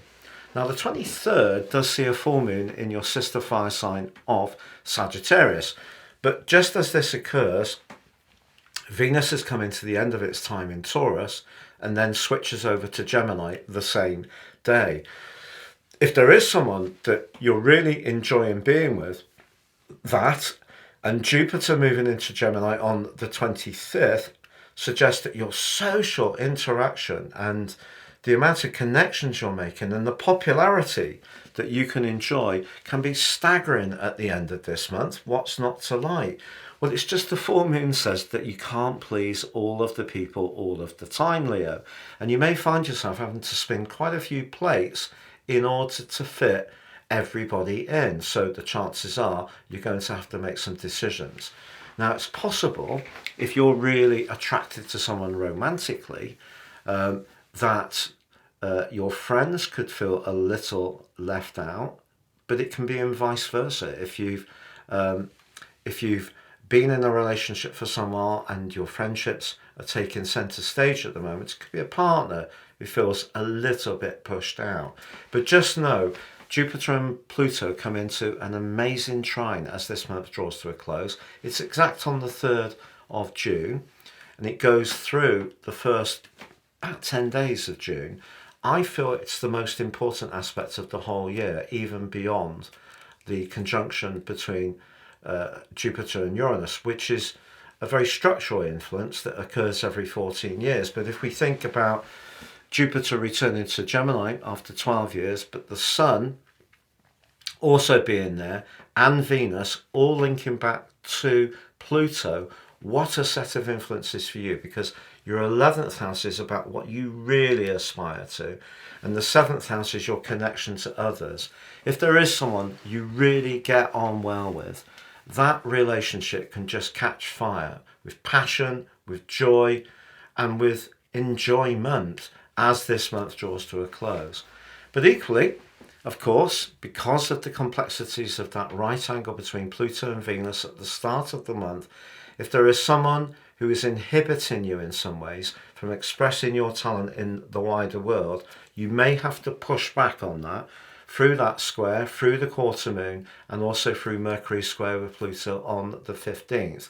But this is certainly a time not to be knocked off course. This is a time for you to really seize the moment.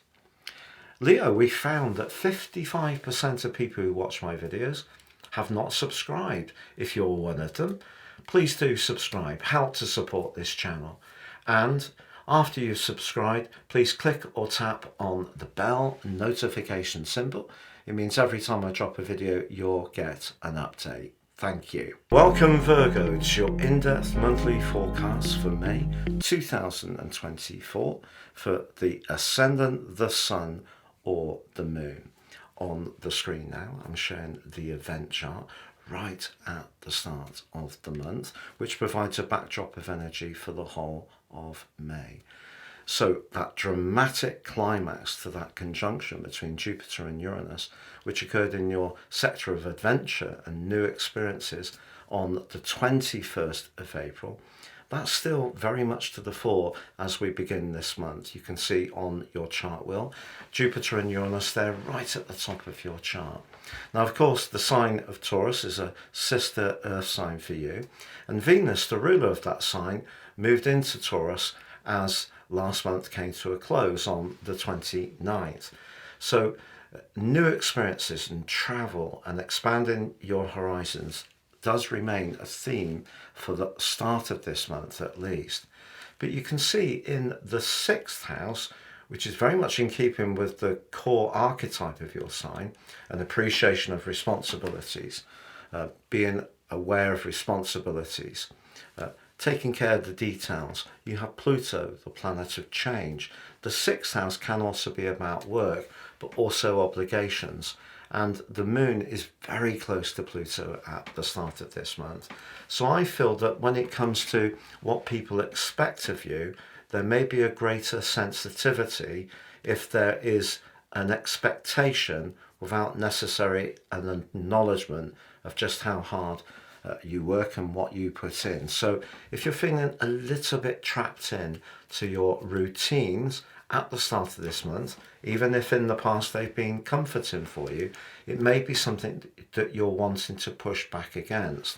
Now, those routines can be just as much in a romantic or shared relationship, Pluto square Venus, as they can in terms of your work.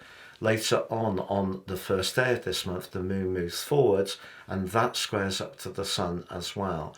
That creates a quarter moon, not often spoken about by YouTube astrologers, but the impact is for 1 week. So the first 7 days of this month, the energy of the 6th house is conflicting with that freedom-loving energy of the 9th.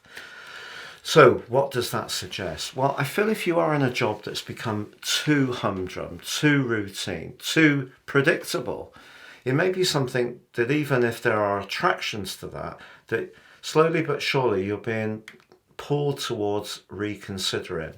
And that reconsideration could come in a way from the instinctive connection of your ruler Mercury with the North Node in House 8 in Aries. Now, House 8 is a very complex area. It's very much about transformations, but it can be where we're most devoted and where we don't really like to let go of the investment we've put in, be it financial, spiritual, or physical even. However, Mercury being so close to that North Node suggests that if you're being drawn in a new area, you should certainly listen to it. And Mars arrived in that area as last month came to a close too, but on the last day. Now, Mars is the ruler of the sign of Aries. Over the following 6 weeks through to the second half of June, Mars gives you a lot of extra desire. Mars in the 8th house tunes into the need for instant gratification. Now, the 8th house can be a little bit obsessive. It's got a Plutonian feel, but ironically, Mars and Pluto, the two rulers of Scorpio, are collaborating for the first time in these two zodiac signs for over 200 years, right at the start of this month. So although Pluto is conflicting with Venus, it's aligning brilliantly with Mars. And that's giving you extra thrust if you are wanting to find the confidence really to make some significant changes. But you can see that Saturn, the planet of limitation, but also boundaries, the planet that is very much to do with life cycles, karma, time, that's in your 7th house. giving you a sterner, cooler view of all sorts of relationships. But just above that, you can see two symbols, the sun and the moon. That's the midpoint between the sun and the moon. So therefore, the center point of this overall event, the balance between the thrust, the spiritual desire of the sun, and the emotional, more receptive energies of the moon, is in your opposite sign of Pisces. But it does forge a great link with Jupiter and Uranus. So if there is somebody you can align with who really is tuned into the excitement you have about certain interests or travel plans, or you work well together and is open to transforming your life to make it much more spontaneous, sparky, off the cuff, not so calibrated, not so metronomic. Those may have been things that in the past have given you a sense of security. But I think Pluto is going to push back against that, particularly through to the 2nd of September. But Pluto does go into a retrograde on the 2nd of this month. One that's going to go on through to the 11th of October. And through that period, as I mentioned, on the 2nd of September, it inverts into the sign of Capricorn, where it was since 2008. So the 6th house energies, very subtly but surely, are areas that you need to think very, very deeply about. There could be big transformations. And as Pluto inverts back into the 5th, there it's saying, look, is what I'm doing really giving me a sense of enjoyment, which is what the 5th house is very much about. It's about pleasure. It's about showcasing our star quality. But at the moment, it's pushing you to work on the thing that you've often encouraged others on, which is your life structure, and make some reforms, because the clash between Pluto and the moon and Venus and the sun at the start of this month does say that if it's too much give and not enough freedom, it's going to starve you of the oxygen of passion. So you mustn't let your pragmatism pulverize your passion as this month begins. But that combination between Jupiter and Uranus that peaked on the 21st of April, it's still in operation through the first 9 days of this month. And also Mars and Pluto, despite Pluto's retrograde, they're also on top form through the first week. It is true that Venus and Pluto are misaligned for the first 3 days, however. So if there are politics around a romantic relationship, perhaps it may be because you feel you're doing too much domestically and the other person takes you for granted, or perhaps it's vice versa. But then on the 8th, we have a fabulous new moon in the sign of Taurus. If you're wanting to go on a vacation, this certainly would be a great time to think about booking it or actually going.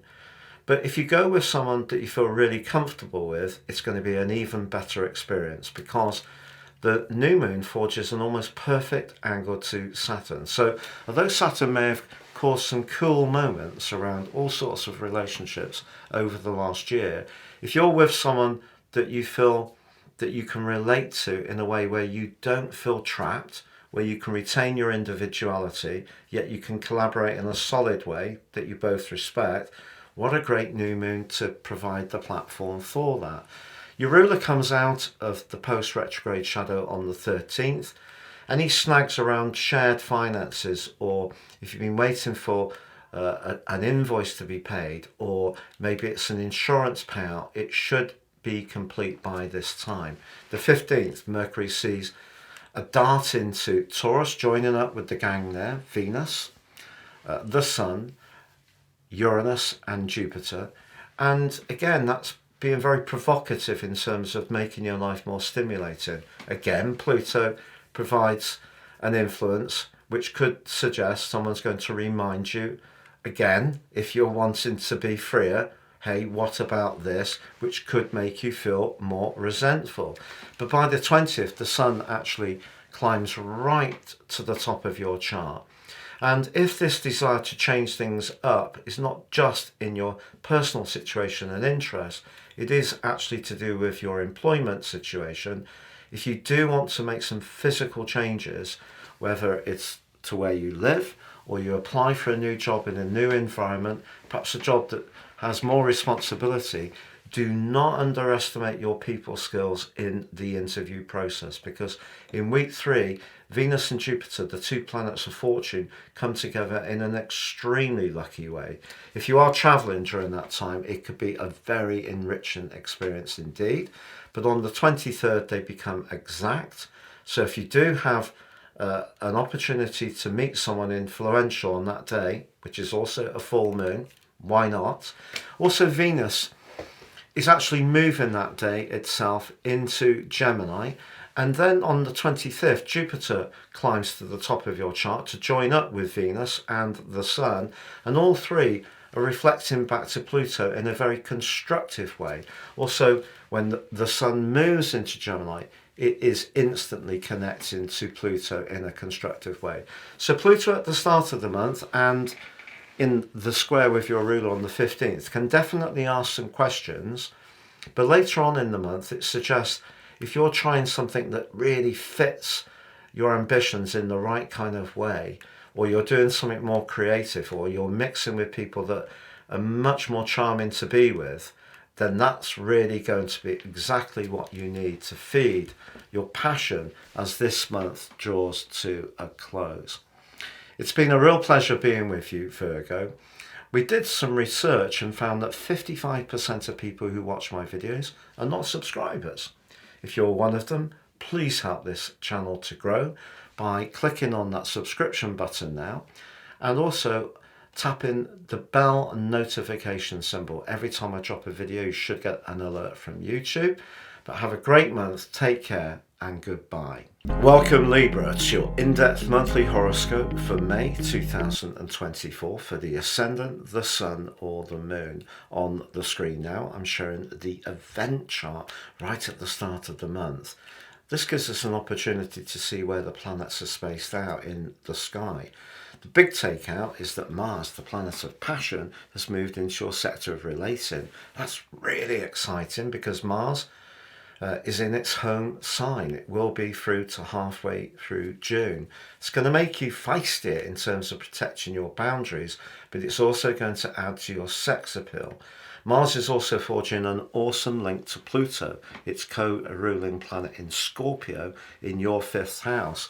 If you want to dazzle people with the strength of your personality, that combination gives you an awesome chance through the first week of this month. But we need to be mindful also that Mercury was retrograde for much of April in your 7th house, and it starts the month still in its post-retrograde shadow, but pretty close to the North Node. When it comes to relationships, listen to your hunches, they'll likely guide you well. The North Node is also known as the point of destiny. The communications that at times got bogged down and maybe snared up in misunderstandings last month can be clarified more this month. It has to be said, Mars in the 7th house in the natal chart can make people more difficult in a way to forge relationships because they can be so assertive. But because you're a natural relator, I think Mars gives you something back to protect yourself. So that's really positive. Now, of course, last month, Jupiter and Uranus came together on the 21st of April. There are upsides and perhaps challenges to this combination. It's very structural, but for you, House A is about transformation. You have the Sun there, and on the 29th of April, your ruler moved into that area too. What's transforming in your life? It could be about business matters. You could be about to get the reward for something you've invested a lot in over a long period of time, and that's coming later this month. But what about Venus? Venus, your ruler, is very much about relating, presentation, charm, diplomacy. In the sign of Taurus, the other sign it governs, it's much more earthy, it's sensual, it's about the value of things. In the 8th house, that can be about intimacy. Therefore, it can be about sex, because the 8th house is where we join or devote ourselves to another person.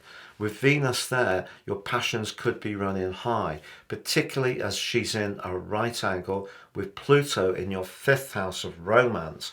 Is there someone who's mesmeric at the start of this month. It's likely. But I feel the big lessons you've learned over recent times, Libra, is not to give your power away. So even if someone is really proving very irresistible, just be aware of your need to keep that balance, for there to be that good flow between what you give and what you get. And that comes from that 7th house energy, which Mars is reinforcing like a celestial sentry.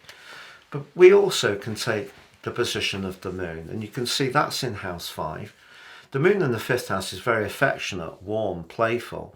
But alongside Pluto, it suggests your desire, your yearning to get the kind of love or social life you really feel you're worthy of is going to be very strong at the start of this month. You could get it, but later on the first day, the moon moves forwards and comes into a right angle, 90 degrees, with the sun, providing a quarter moon, and that provides a backdrop for the first week of the month. Now, 5-8 quarter moons are often to do with catches. And when I say catches, there could be something that you're pulling towards you, something very desirable, or something you notice that you want that maybe has a high price ticket upon it. But just be aware of where compulsion, even obsession, is gripping you, particularly around a romance. Or is it around a sexual relationship? Or is it around an exclusive sexual opportunity? Someone could really be pulling at you, but that collection of energy in the 7th house keeps reminding you to make sure that the ins and outgoings around that relationship work for you ongoing. But can you resist? That's really the energy at the start of this month. In a more pragmatic way, Saturn has been in your 6th house for just over a year, pushing you to reform your structures, get more organised, get fitter. And it may have felt at times there's been a lot of responsibilities on you, but the midpoint between the sun and the moon is in Pisces, in the 6th, but it does forge a great link to Jupiter and Uranus. If you're prepared to be open-minded when it comes to your resources, there could be some fresh ways you can look at things that can squeeze a bit more out of your assets. So that's the picture right at the start of the month. But ironically, on the 2nd, despite the fact that Pluto's forging that incredibly dynamic link to Mars and that more challenging one to Venus, it goes into retrograde. So Pluto in a 5th house retrograde could give you a lot of food for thought through to the 2nd of September when it inverses back into your 4th house for that final journey through Capricorn through to the 20th of November. So if you do find yourself thinking very carefully about where you're fulfilling your desires and what may transform in that area, just go with it. If we try to control Pluto, it doesn't generally work. What we can do is control ourselves. But if Pluto's pushing us to let go of something that no longer serves our greater selves, and we cling on, that's where the complications occur. But because the link between Mars and Pluto, despite Pluto's retrograde, is so powerful, if you really set your intentions to what you want, especially around a relationship, you can make it happen. Now that brings us through to the new moon. So of course it's a Venus tinged new moon, your ruler, because of the sign of Taurus being ruled by Venus too, but it's also in a constructive link with Saturn.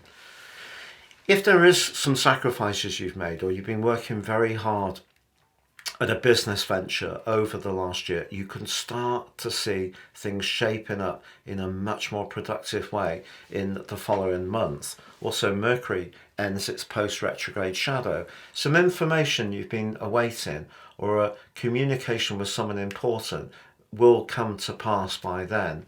But Mercury moves into Taurus on the 15th and instantly comes into a strident right angle with Pluto. Pluto, undoubtedly the most powerful player astrologically this month.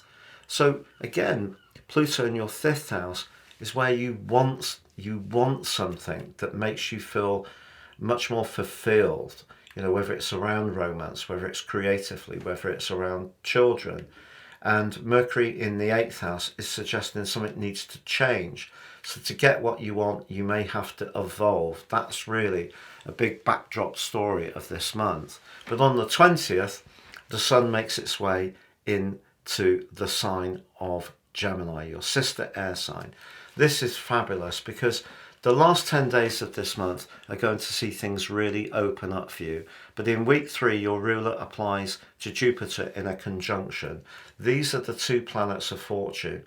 Coming together in the 8th house could see some loot coming your way. It could be a contract. It could be that your partner does well and you benefit. It may be there's going to be a payout on a legacy, a pension or insurance, and it could be a little bit more lucrative than you think.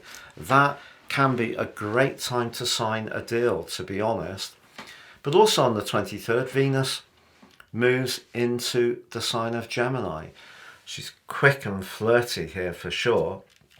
And the sensuality that's been generated through your 8th house may see you come to a point where you need to make a decision, particularly if there has been a very intense sexual development in your situation over the last 2 or 3 weeks. By the 23rd, you're either going to really go for it, or I feel that you'll want your space and freedom back.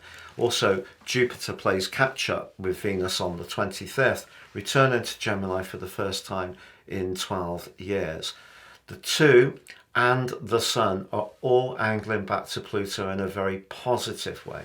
So I feel that earlier in this month, with the exception of Mars, Pluto could create some complications in its square with Venus, or the Moon square with the Sun, and then Pluto square with Mercury. But by the end of the month, that part of you that is so talented, particularly when it comes to the arts, creativity, being very good with people, anything to do with an interactive marketing, sales, public relations role, technology, perhaps also to do with publishing, really can be given a fantastic stage to prosper. And that takes us to the full moon, also on the 23rd in Sagittarius, which links up beautifully with Pluto. Some big transformations around how you think and communicate towards the end of this month. I feel, particularly since Saturn moved into Pisces on the 7th of March 2023, life has felt a little bit humdrum, and you've really had to be very disciplined. And of course, because there's been a lot of talk about how Pluto would transform the whole situation alone, which, to be fair to Pluto moving into the 5th house for you on the 21st of January, has been a great window of opportunity. But Saturn being in the 6th has meant that any creativity and passion you've been generating has to be delivered in a very ordered and definable way. Something has to have some physical value. So ideas, setting our intentions alone won't necessarily give you everything you want. By the end of this month, I think you're going to start to see something quite magical evolving for you. I don't say these things easily. I feel that it's important to use the language of astrology very, very carefully. Certainly the pack of energy, including your ruler going over Saturn in the sign of Pisces, was not easy. Mars going through that area, not easy. But now Mars is coming back to you. It's giving you a robustness, but also an ability to stand up for what's good for you. Not feel bad about it, but also feel very alluring in the process. So basically embracing assertiveness. And that is something that I feel when you are assertive, it adds something to you. When you're passive, you might lose something. So by the end of this month, the truth of your situation is really going to manifest itself really powerfully for you. If you are someone who loves traveling, I feel that the chances are, if you are on the move towards the end of May, it could be one of the most enriching experiences you've ever had. If you meet someone from a completely different cultural background, very uplifting. If you're someone who loves the arts, you're really going to be in your proverbial element. There's lots of magic to be had for you as this month draws to a close. I hope you have a great May, Libra. We've done some research and 55% of people who watch my videos have not subscribed. If you are one of those people, can you please help my channel grow by subscribing? Please click or tap the bell notification symbol. Every time I drop a video, you should get an alert from YouTube. But for now, take care, all the best, and goodbye. Welcome, Scorpio, to your in-depth monthly horoscope for May 2024 for the Ascendant, the Sun, or the Moon. I'm going to share with you on the screen now the event chart. This provides an overview of what you can expect as you enter this month. The big takeout is that your two rulers, Mars and Pluto, are collaborating. Mars is in Aries, the other sign it rules, other than yours, and Pluto in Aquarius, and in this relationship for the first time in over 200 years. Now, Pluto, since the 21st of January, has been seeing you think very deeply about where you live, how you live there, and who with, or perhaps about making physical changes to your environment. So that could be like do-it-yourself job, refitting a kitchen, decoration, or maybe it is much more of an emotional transformation. And as you come into this new month, the fact that Pluto and Mars are on such good terms means if there is something that you want to invest a lot of drive and energy in around such a project, the chances are you're going to really go for it and go for it full on. What's not to like? Well, you can see the moon is very close to Pluto. When that occurs, it can create a lot of intensity. This is the part of your chart that's to do with security. If something is challenging your security, and it's possible it could be a relationship early on in the month, that could make you feel a little out of kilter. Because you can see that you've got a lot of influences in house 7, which is where we find balance. It's where we're looking for equilibrium. It's also where we're looking to get the right kind of relationships working in our lives. Now, Uranus has been a disruptor there for you pretty well all the time since March the 7th, 2019. Now, last month, you recall that Jupiter and Uranus came together in your 7th house. So change around relationships is almost certain to be the case over the next years to come. But that can be in a very dynamic way. But Venus moved late last month, the planet of relating, into a real sweet spot in your chart. Retains that position as you go into this new month, but clashes with Pluto. If you're trying, and I'm going to speak frankly, trying to dominate, even if it's not conscious, a romantic relationship, it may fall over. Then again, if someone's not hearing within your family about how you feel, however much you're trying to be diplomatic towards their point of view, that can cause problems. With the moon so close to Pluto, as the moon moves forwards on the first day, it clashes with the sun, creating a quarter moon through the first week of this month. That 4th, 7th house energy may make it more difficult to find that equilibrium emotionally around family or home-based relationships, despite the fact that Mars and Pluto are giving you tremendous amounts of drive. So there's a few things going on there for sure. But Mars moving into your 6th house, the one thing I think it will do over the next 6 weeks is give you a lot more physical vitality. So if you wanted to step up your exercise routine, be a bit more virtuous about what you eat and drink, really go for it in terms of improving your situation as far as a job is concerned. Mars gives you oodles of extra motivation. Now, Mercury spent a lot of last month in retrograde from the 1st to the 25th. It's going forwards now, but it's still in its post-retrograde shadow, but it is very close to the North Node at the start of the month, suggesting listen to your instincts around work, but also about the things you eat and drink. It will guide you. Mars is also bolstering you in terms of your ability to keep going. So your endurance, often a great part of your nature, that's strengthened as well.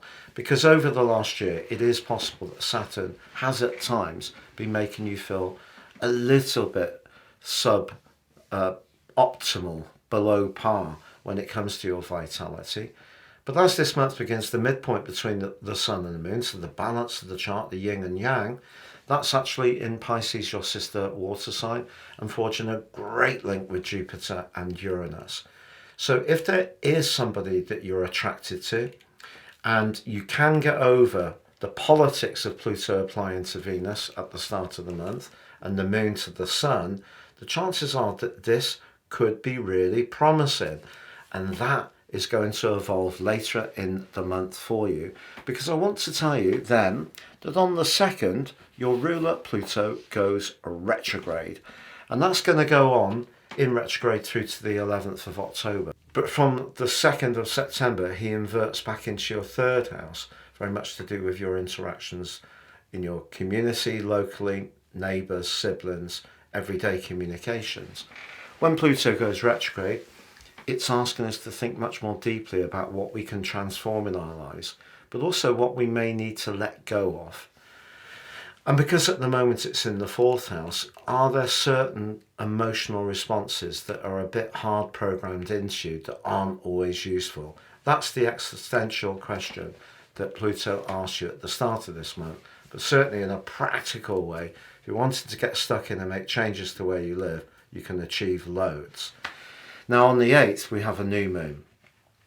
A new moon which for you is extremely potentially positive. It's in your sector of relationships, but it forges a great link to Saturn. So Saturn has not been a great asset over the last year, whether it's your creativity, your flair, your artistry, or your social life. It's felt a bit blunted, not really as good as you would like.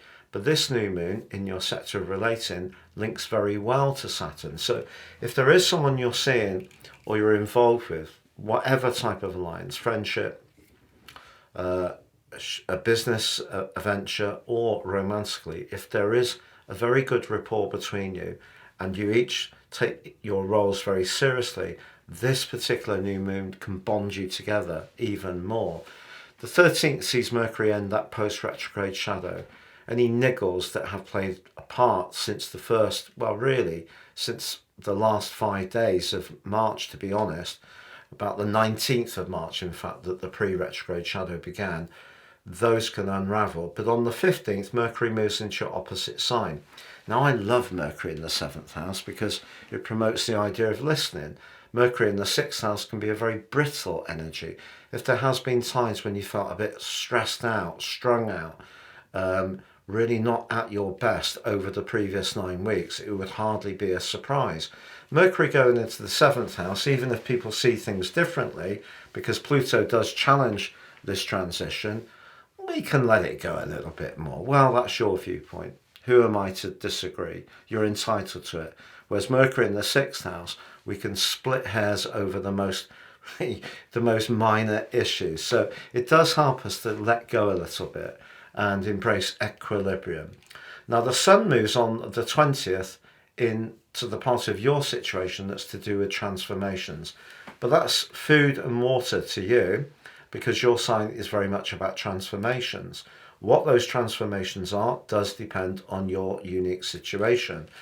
But in week 3, one of the most glorious aspects of the whole year starts to manifest itself.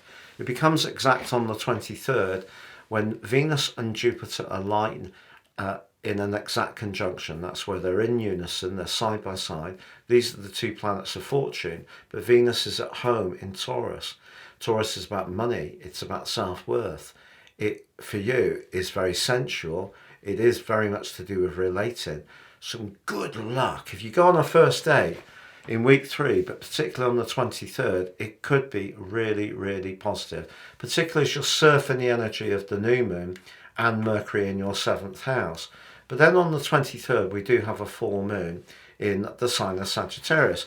If your financial ins and outs are a little bit out of kilter, that will require some effort. But Venus moves on the same day into your 8th house. And in actual fact, you could have some kind of unexpected dividend or bonus. Jupiter moves into Gemini on the 25th, technically detrimented, but for you, very sensual. A lot of very positive energies towards the end of this month about transformation.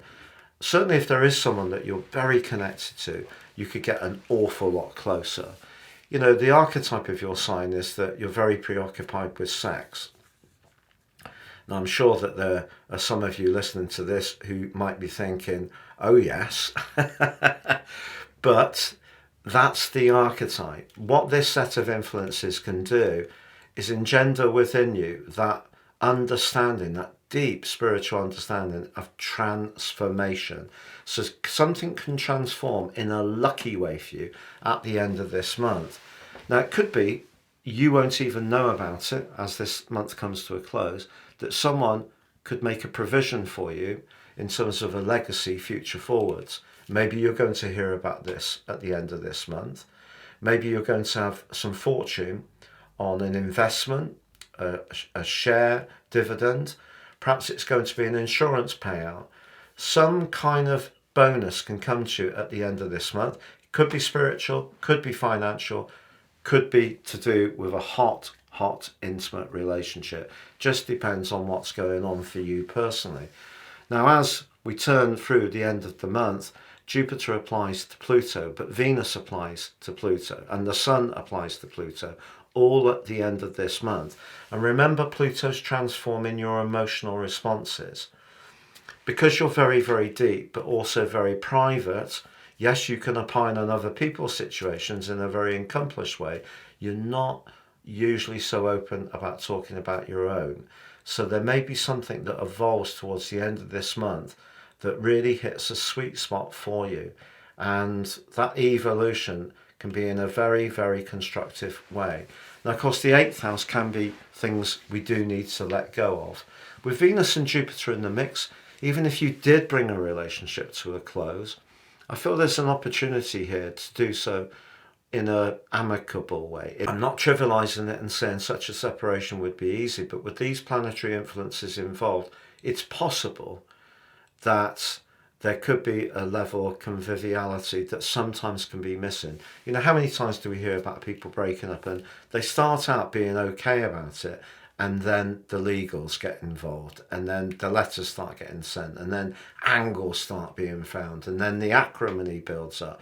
And it can take years, and it can really affect people hugely, affect their mental health in a very serious and bad way. So whether you're leaving a business, exiting from an investment, or leaving a romantic relationship, if that was what was to occur, try to do so in as a dignified way as possible. But for sure, it could be completely the opposite. You could be traveling into a deeper devotional situation, which can be extraordinarily enriching. It's been a pleasure being with you, Scorpio. Do you know, we did some research and found that 55% of people who watch my videos are not subscribers. Please help to support my channel. Because I do weekly videos in separate sections, it does drive down my algorithm. I do this work for the Astrology, but if you press that subscription button, it sends a signal. If you then also tap or click on the bell notification symbol, it means every time I drop a video, you'll get an alert so you can watch it again. How good is that? Have a great May and take care for now. Welcome, Sagittarius, to your in-depth monthly horoscope for May 2024 for the ascendant, the sun or the moon. On the screen now, I'm showing the event chart right at the start of the month, which gives us a real understanding of what the opportunities are as you enter May, but also some of the potential challenges. Now, the big takeout is your ruler Jupiter, because that continues to be very closely located to Uranus. If you recall, on the 21st of April, they came into an exact alliance, a conjunction, for the first time in 14 years. For you, the part of your situation this occurred in is around your work, your life structure, maybe to do with health and fitness too. Uranus has been quite an unsettling influence for you in this area over the last 5 or 6 years. Jupiter brings your sense of dynamism, your sense of positivity. And as we come into the new month, they're still close together, but Venus, the planet of relating, has moved into the 6th house as well, along with the Sun. So we're going to have a new moon on the 8th, so there is a chance to gain and to enable in your situation some improvements that may have been a bit elusive due to the unpredictable nature of Uranus over the last 5 or 6 years. But if we look at house 3, that's about how we think, quick thoughts, but deep Pluto's there, transformational Pluto, but also the moon in Aquarius. The moon in Aquarius, very much conscious of issues of freedom, which you have a great awareness to, but it also suggests that what you think is going to mean even more to you at the start of this month. And if you do have conversations with people, you can be very passionate, because Pluto forges an amazing link to Mars. You can see Mars there in house 5. Mars in house 5 is really, really good, because if we think the host is Aries, which Mars rules, so that's superb, but house 5 is a kind of Leonian energy. It's where we showcase our brilliance, our warmth, our affection, our playfulness. And Mercury was retrograde for much of last month in house 5, so you may have encountered glitches and snags and all the stuff that usually goes with Mercury retrograde, but perhaps last minute changes the plan around maybe a meetup on a date or a social get-together. But Mars moving into this area, the last day of April, supercharges you in a really dynamic way, gives you extra sex appeal. But that link to Pluto, if you've got something to say and you've got a lot of conviction about it, you're going to get it across with aplomb. And Mars is going to be in this area for the next 6 weeks, so that's incredibly exciting. More challenging is the fact that Pluto is squaring with Venus. So something you think could in some ways conflict with somewhere where you need to fit in and provide some kind of support or service. Also later on the first day of this month, the moon moves forwards and squares up with the sun, mimicking that Pluto-Venus square, but this time 3-6, the sun and the moon, the two luminaries, the two most important players in the sky. So the moon in the 3rd house could see you try to pack a little bit too much into the first week of the month by being almost too virtuous. The 6th house has a kind of Virgoan feel and can make you busy, but don't be too busy. So if you're going to try to achieve anything, make sure it's a list that's prioritized and you don't try to cram too much in. But Pluto squaring Venus suggests that maybe someone could use some charm in order to try and get you to do something. It could be to do with a job.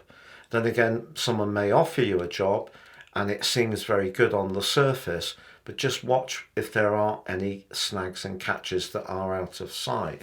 Because if we take the midpoint between the sun and the moon, it's actually in your 4th house. So the balance of this chart, and you can see it's all southern hemisphere, so it's all about, in a way, making sure that the roots of your situation are stable. And having Saturn in your 4th house the last year has been quite challenging. There's probably been some real headwinds around home, emotion, family, your vitality may have been affected a lot by some worries and strains in those areas. But the midpoint actually forges a very positive link to your ruler Jupiter. So as long as you measure out what you do of a more virtuous nature and don't try to do too much, some good things are coming, as I will reveal shortly. Just one other takeout from the start of the month: Mercury is out of retrograde. Now, you may know that retrograde ended on the 25th of April, but it is going to be in its post-retrograde shadow through to the 13th of this month. But then, despite the hurricane passion of Mars and sextile to Pluto, very positive angle, 60 degrees, for the first time across the signs of Aries and, Mars in Aries and Pluto in Aquarius for 220 years. That's really sensational. Can really invigorate you. If you have been feeling lower in physical vitality, that's going to give you a lot of extra drive. But then Pluto goes into a retrograde. It's going to go back into your 2nd house on the 2nd of September as it inverts back into Capricorn for one final time through to the 20th of November. But Pluto retrogrades are quite subtle. They're to do with transformations. Pluto's asking you, in a way, to transform some of your belief systems, third house, some of the way that you go about communicating with people, your attitude perhaps to people immediately around you, such as neighbours, siblings, connections to your community. That's what Pluto's pushing you to transform. And the retrograde just means he's asking you to think more deeply about this. But through the first 9 days of this month, your ruler Jupiter does continue to be in very close proximity to Uranus. And whereas Uranus has, I feel, brought at times some very unpredictable, scattered, very discordant energies in the sign of Taurus for you, because that's a quincunx, 150, quite challenging. Jupiter brings some different potentials there. It helps you to use your ability to see the big picture, but how you apply it in the practical, detailed parts of your life. So there could be some growth there. Then on the 8th, the new moon in your 6th house is very good for your health. So if you have been feeling affected by the extra electricity that Uranus generates, this transition, also linking very constructively to Saturn, suggests if you're starting to get that home situation sorted and ordered in the way that's good for you, it can all fall into place in a much better way. 13th, Mercury emerges from the post-retrograde shadow. 15th, Mercury goes into 6. The ideas you've been generating need to be shaped into something more structured. And that's, in a way, a bit of a challenge for you, because sometimes the details can bore you. You know, you would prefer to be grappling with something that's exciting, quite varied, stimulating. And if you have to go through those very systematic processes, that can really at times be a bit challenging. Around the 15th to 3 days, your nervous system could feel a little bit overstimulated again. Good time to take a breath. We do have in week 3 a developing link between Venus and Jupiter, but on the 20th, the Sun moves into your sector of relating, which is so sweet because it forges a fantastic link to Pluto. It's followed on the 23rd by Venus and Jupiter, your ruler, the two planets of fortune coming together in an exact conjunction.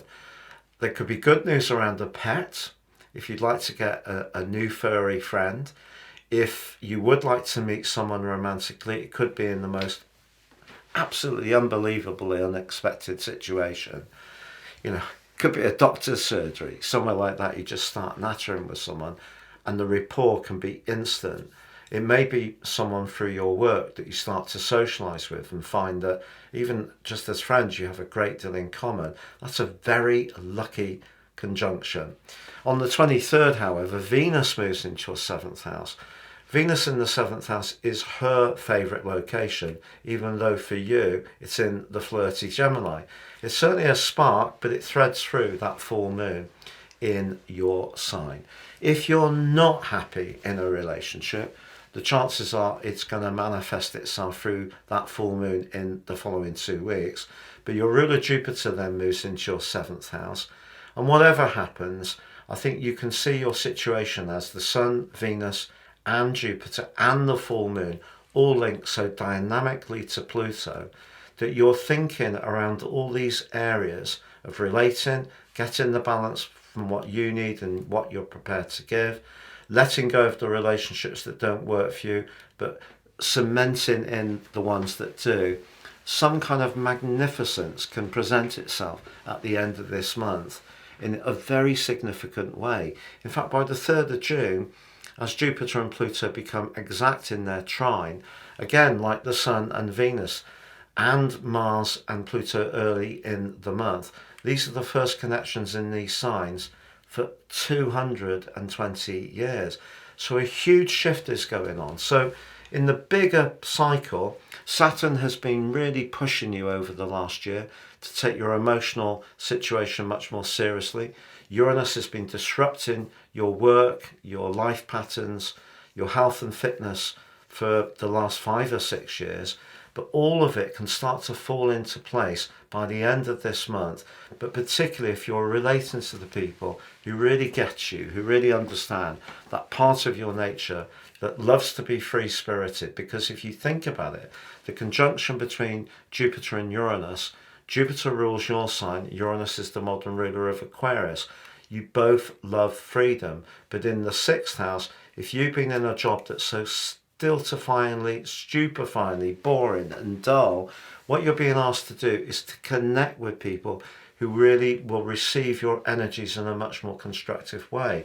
So even if you're not relating romantically by the end of May, if you're connecting and charming someone through your work, that can be just as powerful, just in a different way, if it moves you on from the limitations and restraints you've been experiencing in such a major way in recent times. Sagittarius, we found that 55% of people who watch my videos are not subscribers. If you're one of them, please help my channel to grow by tapping on that subscription button, but also tapping or clicking on the bell notification symbol. Every time I drop a video, you'll get an alert. Have a great May, take care, and goodbye for now. Welcome Capricorn to your in-depth monthly forecast for May 2024 for the Ascendant, the Sun, or the Moon. On the screen now, I'm showing the event chart, the energy that you bring into this month.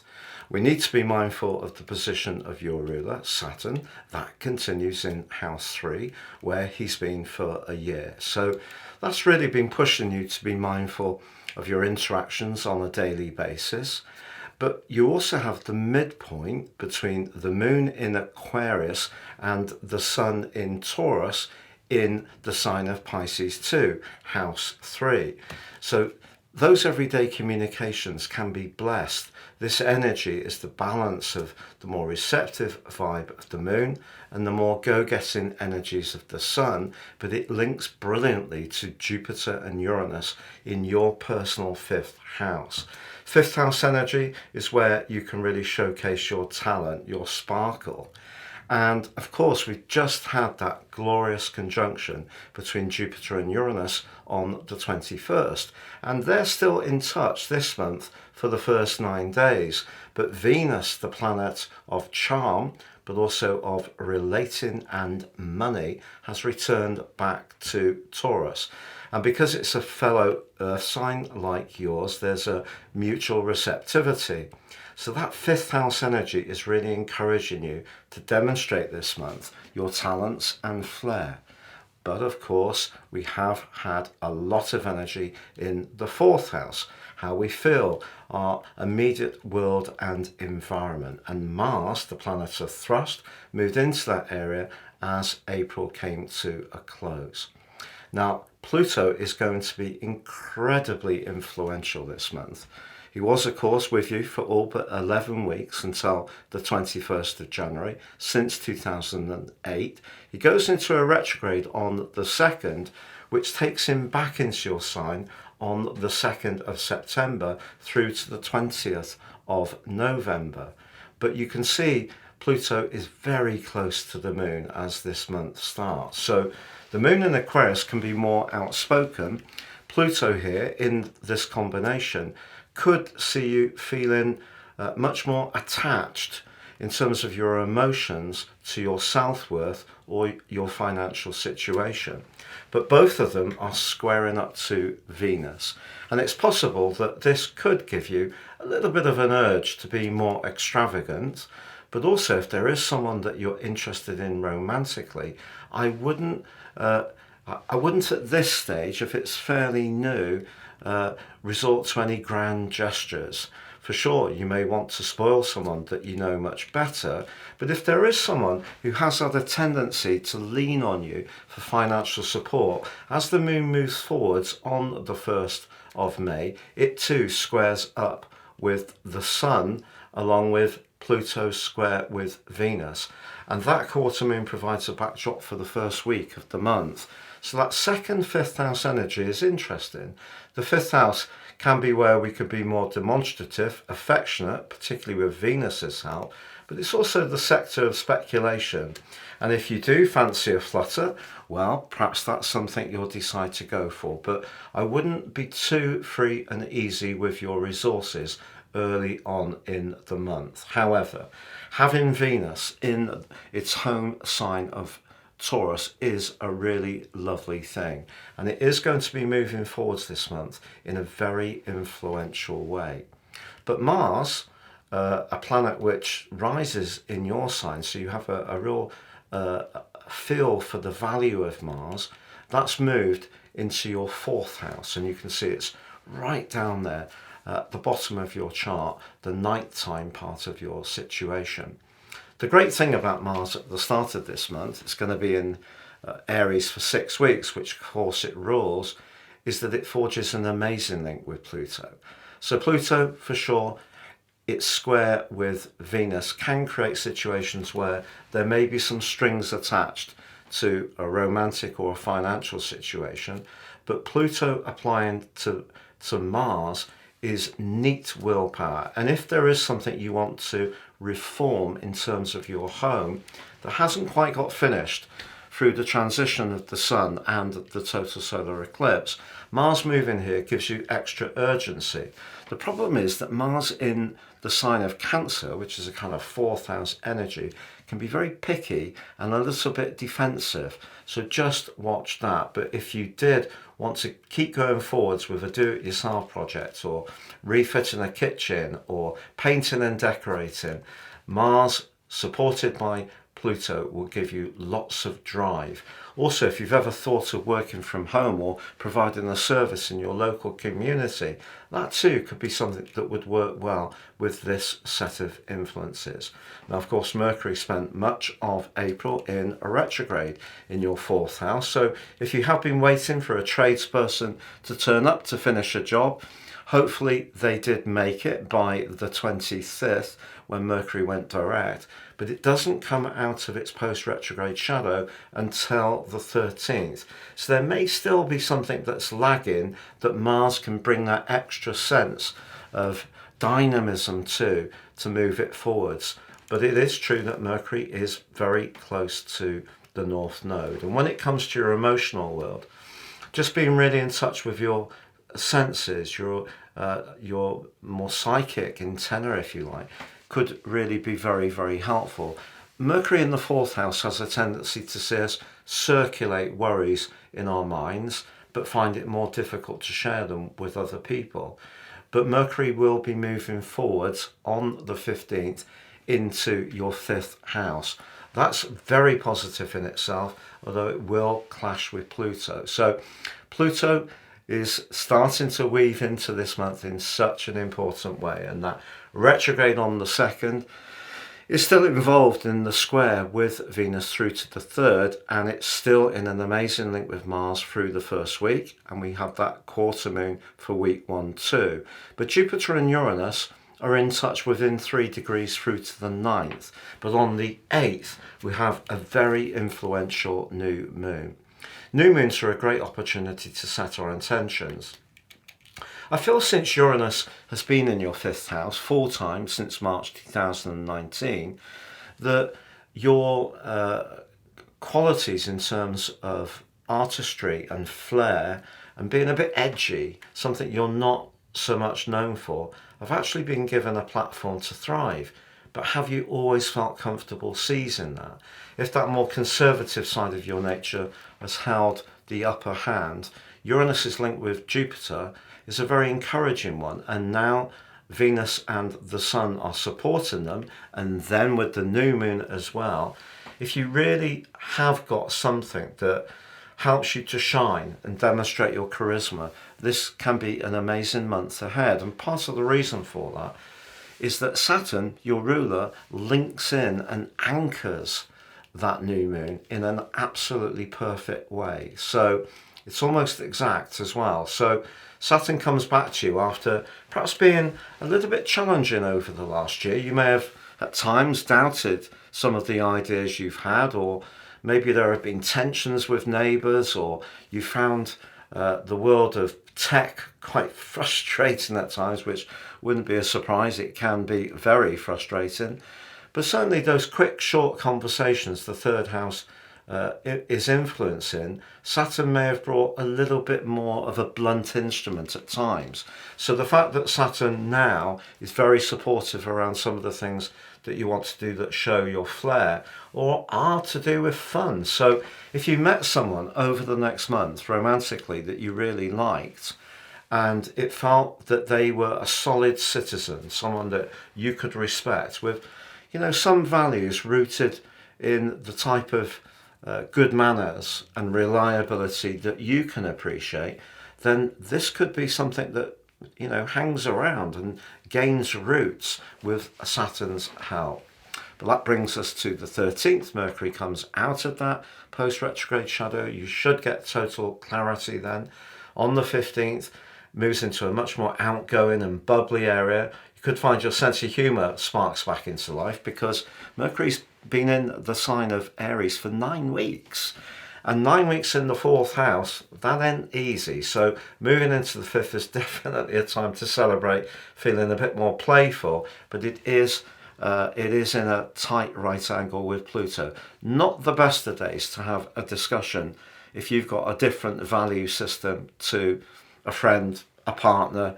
It could be that it ends up being a little bit of a test of wills. However, what we have developing in week 3 is one of the most beautiful planetary aspects and alignment you can possibly have, and it is the conjunction between Venus and Jupiter. The reason it's so unusual is that obviously Jupiter visits each sign around about for each year. It's had a very odd orbit in recent years. So if we just think it's roughly 12 years since it last made its way through the sign of Taurus, but Venus the ruler linking with Jupiter, the two planets of fortune, inching closer together as the month goes on, but that is intersected by the sun's move into the sign of Gemini. Gemini is a quick-witted, sometimes very witty zodiac sign. It's great for gathering lots of snippets of information. If you are someone who has a good connection to your community, and the fact it's in the 6th house, you could be someone who may help someone who perhaps needs some support, getting some shopping. Those little thoughtful gestures that can often be hugely appreciated by neighbours. The 6th house is also where you want to not only perhaps help others, but look to create a little bit more virtue in your life, because it's a kind of Virgoan influence, but through the framework of bright and bubbly interaction, Gemini. And of course it's an air sign, so if you find yourself talking about different approaches to your domestic situation, you may even find yourself really honestly talking about different domestic appliances over the next month, particularly if someone's found something that really does the job in a very efficient but cost-effective way. That could be the type of thing that really piques your interest. But seriously, what we've then got on the 23rd, as we have the full moon in Sagittarius, is a series of very complex but very influential changes, because Venus is right at the end of Taurus by the time the full moon occurs, and then later on the 23rd moves into Gemini, joining up with the Sun, followed by Jupiter on the 26th. But they're all linking back to Pluto in your 2nd house. If you are looking for a new role in terms of employment, your attention to detail, your reliability, your thoroughness, the fact that you can provide information of what you've achieved in a way that people can relate to, can all be very compelling, and you could have a real stroke of fortune as this month draws to a close. But equally, the fortune could be in some kind of social or interactive way where you just find being with a particular person or group of people a great deal of fun. And I feel that because the fourth house energy, particularly with the total solar eclipse, Chiron in the mix, Mercury retrograde, and the fact that also, and Saturn, your ruler, also in that conjunction with Mars, was slowing everything down and everything felt very hypersensitive. So you have an opportunity to embrace a much brighter, much more flamboyant and warm and affectionate vibe. But then it all shifts and gets very practical towards the end of this month. But practical in a way that if you do find yourself getting a new position or adapting your life in some way, you can do it in a way that turns out to be enjoyable. You know, that by linking with people who can share pieces of information, all these kind of things can help to inform your end point of this month. But good fortune definitely is a possibility, Capricorn. So I feel that although the month could start off with a little bit of a challenge around resources and how you use them, it can end certainly on a high. It's been a real pleasure being with you, Capricorn. I hope you have a great May. Just to say, 55% of people who watch this channel are not subscribers. If you are one of them, I'd be grateful if you could give this channel support. Please click on that sub button and also click or tap on the bell notification. And every time I drop a video, you should get an alert. Thank you and all the best. Welcome Aquarius to your in-depth monthly horoscope for May 2024 for the Ascendant, the Sun or the Moon. On the screen now, I'm showing the event chart at the start of the month. This shows what we can expect as we go into May. Now there are some very powerful energies manifesting, not least Pluto in your sign since the 21st of January, very much to do with personal transformation, is aligned to the Moon. The Moon in our own sign gives us a need to really be very in touch with what's personally important. The Moon, of course, can be about nurture and being protective of others, but here you're very much into what feels intense for you. So whatever is really engaging you at the start of the month is going to take on an added dimension. But the two are linking to Mars, the planet of passion, back in the sign of Aries, which it rules. It's going to be there for 6 weeks. That alliance between Mars and Pluto is one of the most strident in astrology. If you do feel very, very strongly about something, you're going to say it. Now, you could say it in a personal context. It could be you're going to want to be much more physically active. Mars in the 3rd house will make it hard to sit on your hands. Or it may be that you're just going to be even more busy when it comes to propagating the things that you're passionate about. The problem is, Aquarius, the energy in house 4 is all about the need for tranquility, peace and security. But your modern ruler has been stirring things up, and there has been some disruption over the last 5 or 6 years. You may have moved several times. You may have adapted your home.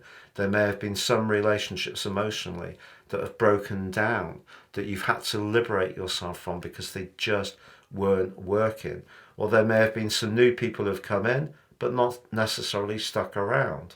But Venus moved into that area late last month, and Venus loves being in Taurus because it rules the sign. And if you want to adapt where you live, redecorate, or have a gathering, or bring a new person into your world, Venus applying to Jupiter later this month can be quite magical. And it also brings a healing balm to that more restless, disruptive energy of Uranus. But wait, we can see that Pluto and the Moon are pretty well square to Venus. So if you feel so strongly about something, and it may be linked to a family matter, that you're not going to hold back in being the most authentic version of yourself, it could be hard for the other side to hear. Or if you feel that someone in some way is trying to charm you into something, that also can rankle with you. You'd probably prefer them just to be absolutely, totally to the point. However, as the first day of the month goes on, the moon moves forwards in your sign and squares to the sun. This quarter moon provides a backdrop energy for the first week. Now, first house, fourth house energy is complex because the moon, along with Pluto, wants you to stick with what you intensely believe in, but the fourth house wants you to stay conscious of what's right for you in terms of your emotional life.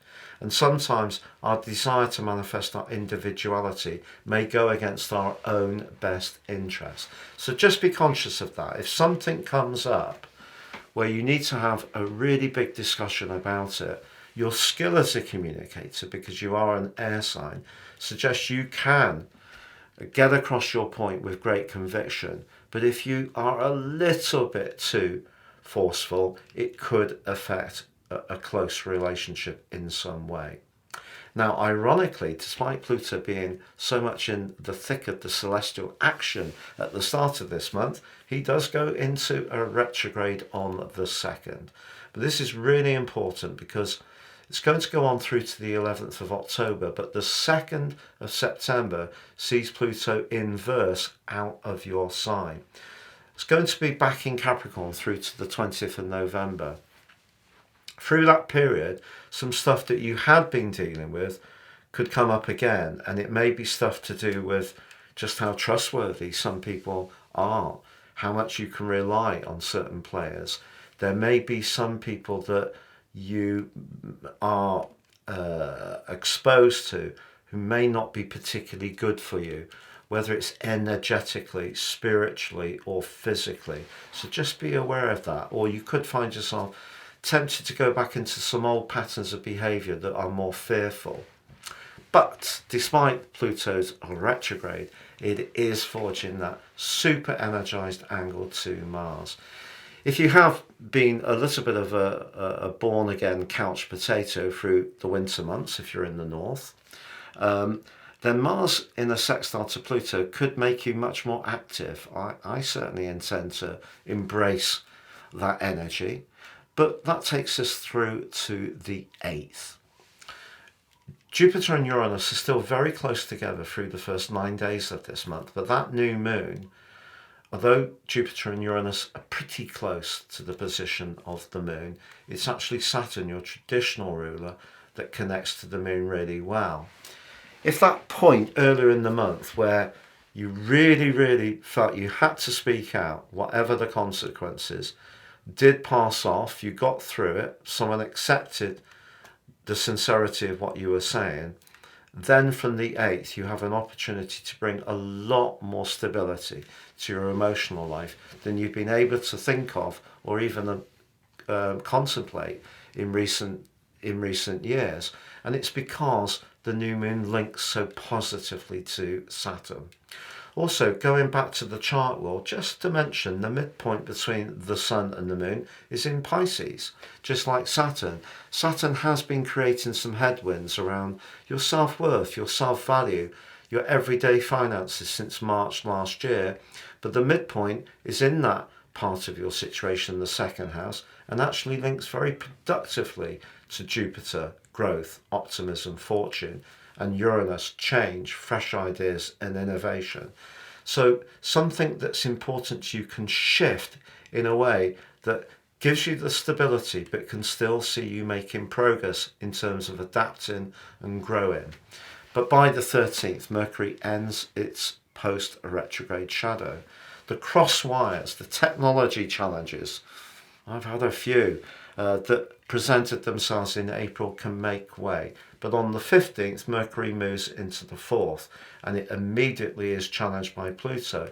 There could be a little bit more dialogue that needs to be got through linked to that discussion earlier in the month. But Mercury in the 4th house can see us almost overthink emotional issues. Try not to do that, because on the 20th, the Sun moves into a sensational location for you. It goes into Gemini. Of course it does that each year for 1 month. But the difference this year is that from around about the 19th to the 22nd, the Sun aligns to Pluto in your sign. So Pluto may be retrograde by this time, don't underestimate just how wonderful this is. Because Pluto may be shifting your identity, but the sun in the 5th house is where you can showcase your talent, your warmth, your charisma, and you can do it in spades with that combination. Also in week 3, cresting on the 23rd, Venus and Jupiter come together in an exact conjunction.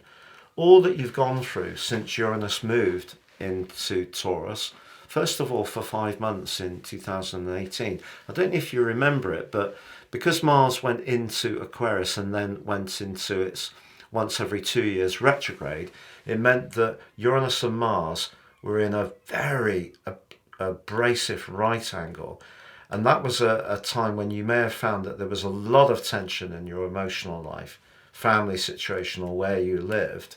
So that set the scene of Uranus' transition through the sign of Taurus, to be honest. But this Venus combination with Jupiter, the 2 planets of fortune, if you're looking for somewhere to live, you're wanting some positive family news, perhaps a new addition, you're wanting to redecorate, some kind of gathering, a really blessed moment can present itself at this point. But then we have the full moon. But it's a full moon that embraces Venus right at the end of its journey through the sign of Taurus, but then later on in the day moves into Gemini too. And it too links with Pluto. So it starts the month in a quarrel with Pluto, but ends the month on the best of terms. And then on the 25th, for the first time in 12 years, Jupiter moves into the 5th house. The 5th house is one of the best areas in astrology. It is about the potential for joy. It's about where we can enjoy ourselves. It can be about where we take pleasure from our children's activities, where we get together and have fun. It can be where we up our social interactions. And there's so much energy at the end of this month. Almost the challenge of the full moon on the 23rd for you, to be honest, is choosing what invite to take up. And if you are wanting to bring some romance into your situation, there's every chance you can. It could be that you're going to just be much more interactive socially, but that is a great way to then meet new people. So there can be an expansion. There's a real opportunity to have some very big and positive good news as this month draws to a close, because Jupiter will link in a perfect trine with Pluto on the 3rd of June. But it's really from the 26th of May through to about the 11th of June that they are within 3 degrees. If we think that Jupiter can be about growth, yes, I know it's technically debilitated in Gemini, but let's think about its strengths. It's the planet of spirituality. It's the planet of faith. It's the planet of belief. It's the planet of growth. It's the planet of trade. You know, if you're a very creative person and you want to sell more of your products or service, Jupiter will help you. The sign of Gemini is very quick moving. Yes, it can see us say things in a very fast way without necessarily considering the implications. And that's really why Jupiter is flawed in Gemini, because Jupiter's rulership of Sagittarius asks us to consider the big picture, the higher philosophy, the higher truth, and through Pisces, the faith, the spirituality. So we just need to be conscious of, yes, using that energy wisely, but the Sun, Venus and Jupiter all together in your 5th house will be one of the best windows of opportunity to enjoy yourself, get together with people you love, have pleasure that you've had for many, many a moon. Aquarius, it's been a real pleasure being with you. Your support means the world to me. But we have done some research, and 55% of people who view my videos are not subscribers. If you're one of them, please subscribe and help to grow this channel. Please click or tap on the bell notification symbol so every time I drop a video you'll get an alert. Have a great May, take care and goodbye. Welcome Pisces to your in-depth monthly forecast for May 2024 for the Ascendant, the Sun or the Moon. On the screen now is the event chart right at the start of the month. Let's just take a look at some of the key influences here. First of all, we need to be mindful of your two rulers. Your traditional ruler is Jupiter. That's pretty close to Uranus still. If you recall, they came into an exact conjunction on the 21st of April. That occurs once every 14 years, so it's an influence that can have an impact on us all collectively. But for you, very much around your beliefs, which could go through quite the shift. Uranus has been an unsettling influence in that area, a very unpredictable one for the last 5 or 6 years. Jupiter brings your understanding, your big picture analysis. Now, Neptune does retain its location in your sign. In fact, they're on pretty good terms. They're only about maybe 5 degrees apart. So that suggests that your instincts are important to your ideas. Nothing wrong with that. But also in your own sign is the strict Saturn still, but critically the midpoint between the moon in Aquarius and the sun in Taurus.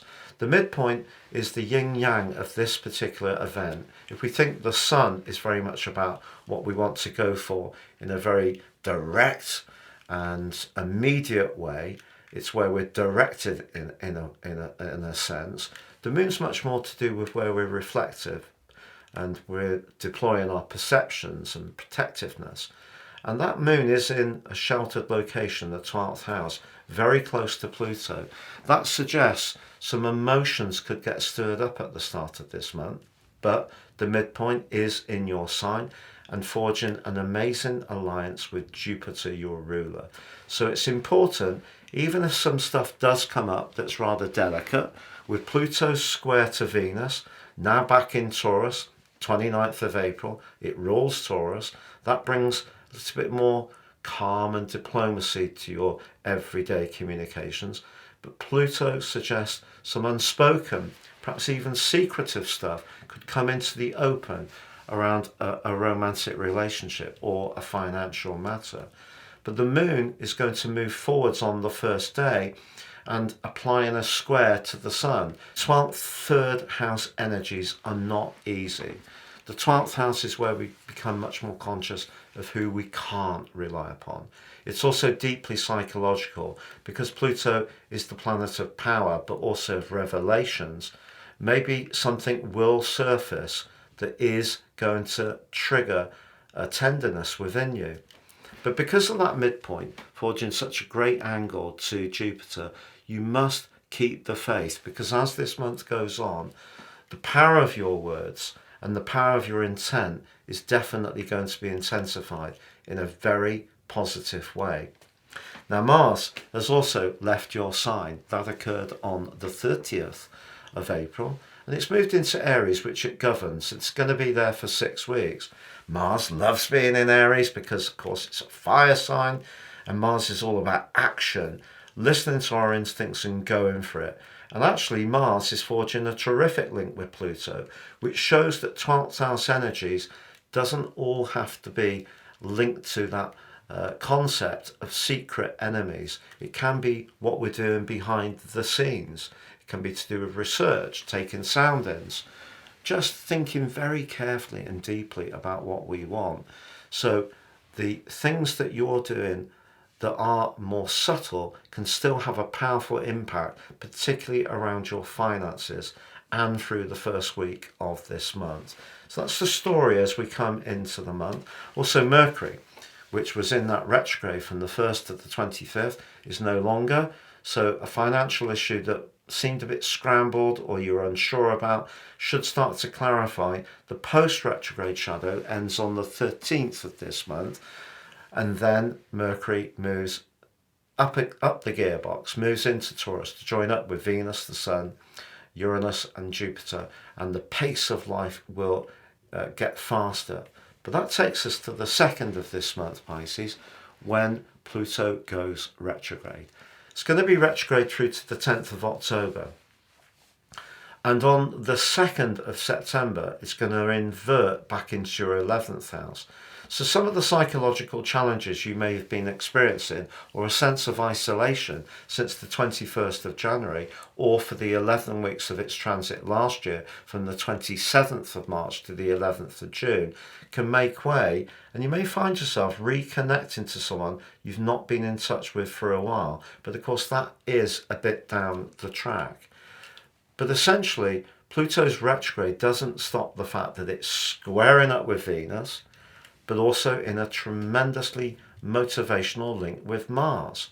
So what we need to do is integrate these energies so they work for you. If some fears come up, for example, for you, and that's possible with Pluto squaring Venus, perhaps about a relationship, or you do have a frank heart-to-heart and ventilate something that's been worrying you because Pluto is in the air Aquarius, that can only be good. So see it as a potential positive. But Pluto's link to Mars really does encourage you to keep going with your research, taking those soundings, because it is preparing you for something really quite sensational that can evolve as this month goes on. And the reason for this, Pisces, is that on the 8th there's a new moon. But this new moon links back to Saturn in your sign.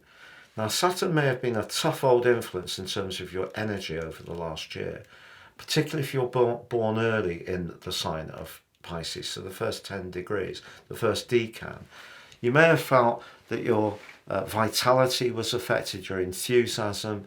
Perhaps you've had to narrow your life down, in some way modify your activities to simplify your situation. That's what happens with Saturn in the first house. But this new moon in the third house of ideas, interaction with neighbours and siblings and sharing your ideas, links in a very solid way to Saturn. So some of the sacrifices you may have made over the last year can start to make sense. Then on the 13th, Mercury ends that post-retrograde shadow. The 15th moves into Taurus, speeds up, but clashes with Pluto. Once again, something could come into the open that you're not expecting. Take it in your stride, because in week 3, what manifests is one of the greatest planetary influences possible in astrology. And what makes it very rare is that Venus is the ruler of Taurus and Jupiter will only visit each sign once every 12 years. So they are coming together, but just as they do, the Sun relocates into the sign of Gemini. If you're wanting to move, if you're wanting to redecorate, if you're wanting to reconnect with someone you had a real kinship with, maybe to do with the early parts of your life, you could feel sensationally sentimental. The influences at the end of this month are very enriched indeed, because on the 23rd, Venus, the lesser benefic, and Jupiter, the greater benefic, come together in a conjunction. If you are someone who enjoys a little bit of a flutter, this could be a time when you could enjoy a spot of fortune. But there's something very fundamental shaping up here, because then Venus on the 23rd moves, followed by Jupiter on the 25th. We have a full moon on the 23rd too. So the Sun, Venus, the full moon, Jupiter, they all link amazingly powerfully and positively to Pluto. So though Pluto is awkward for you at the start of the month in its square with Venus, is awkward when it goes into the retrograde in a way, is awkward in its square with Mercury mid-month, by the end of the month it can bring you a huge reward, particularly if you have been very sacrificed and done a lot to help other people. Perhaps you've worked in an institution where you didn't necessarily get a lot of recognition, but you still very faithfully supported those, perhaps those who are less fortunate, maybe to do with a hospital, maybe in a governmental department where you provide services, maybe in a big business, or maybe in some kind of spiritual role. But your reward can come towards the end of this month, because people are going to let you know how much they appreciate what you do for them.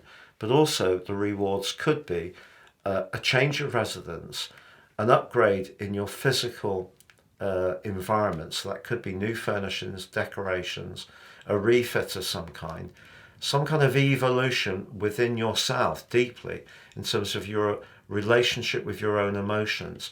You can reach a point of peace and tranquility, which may have proved to be somewhat elusive at times, particularly with Uranus really being very, very aggravating to the nervous system in recent years.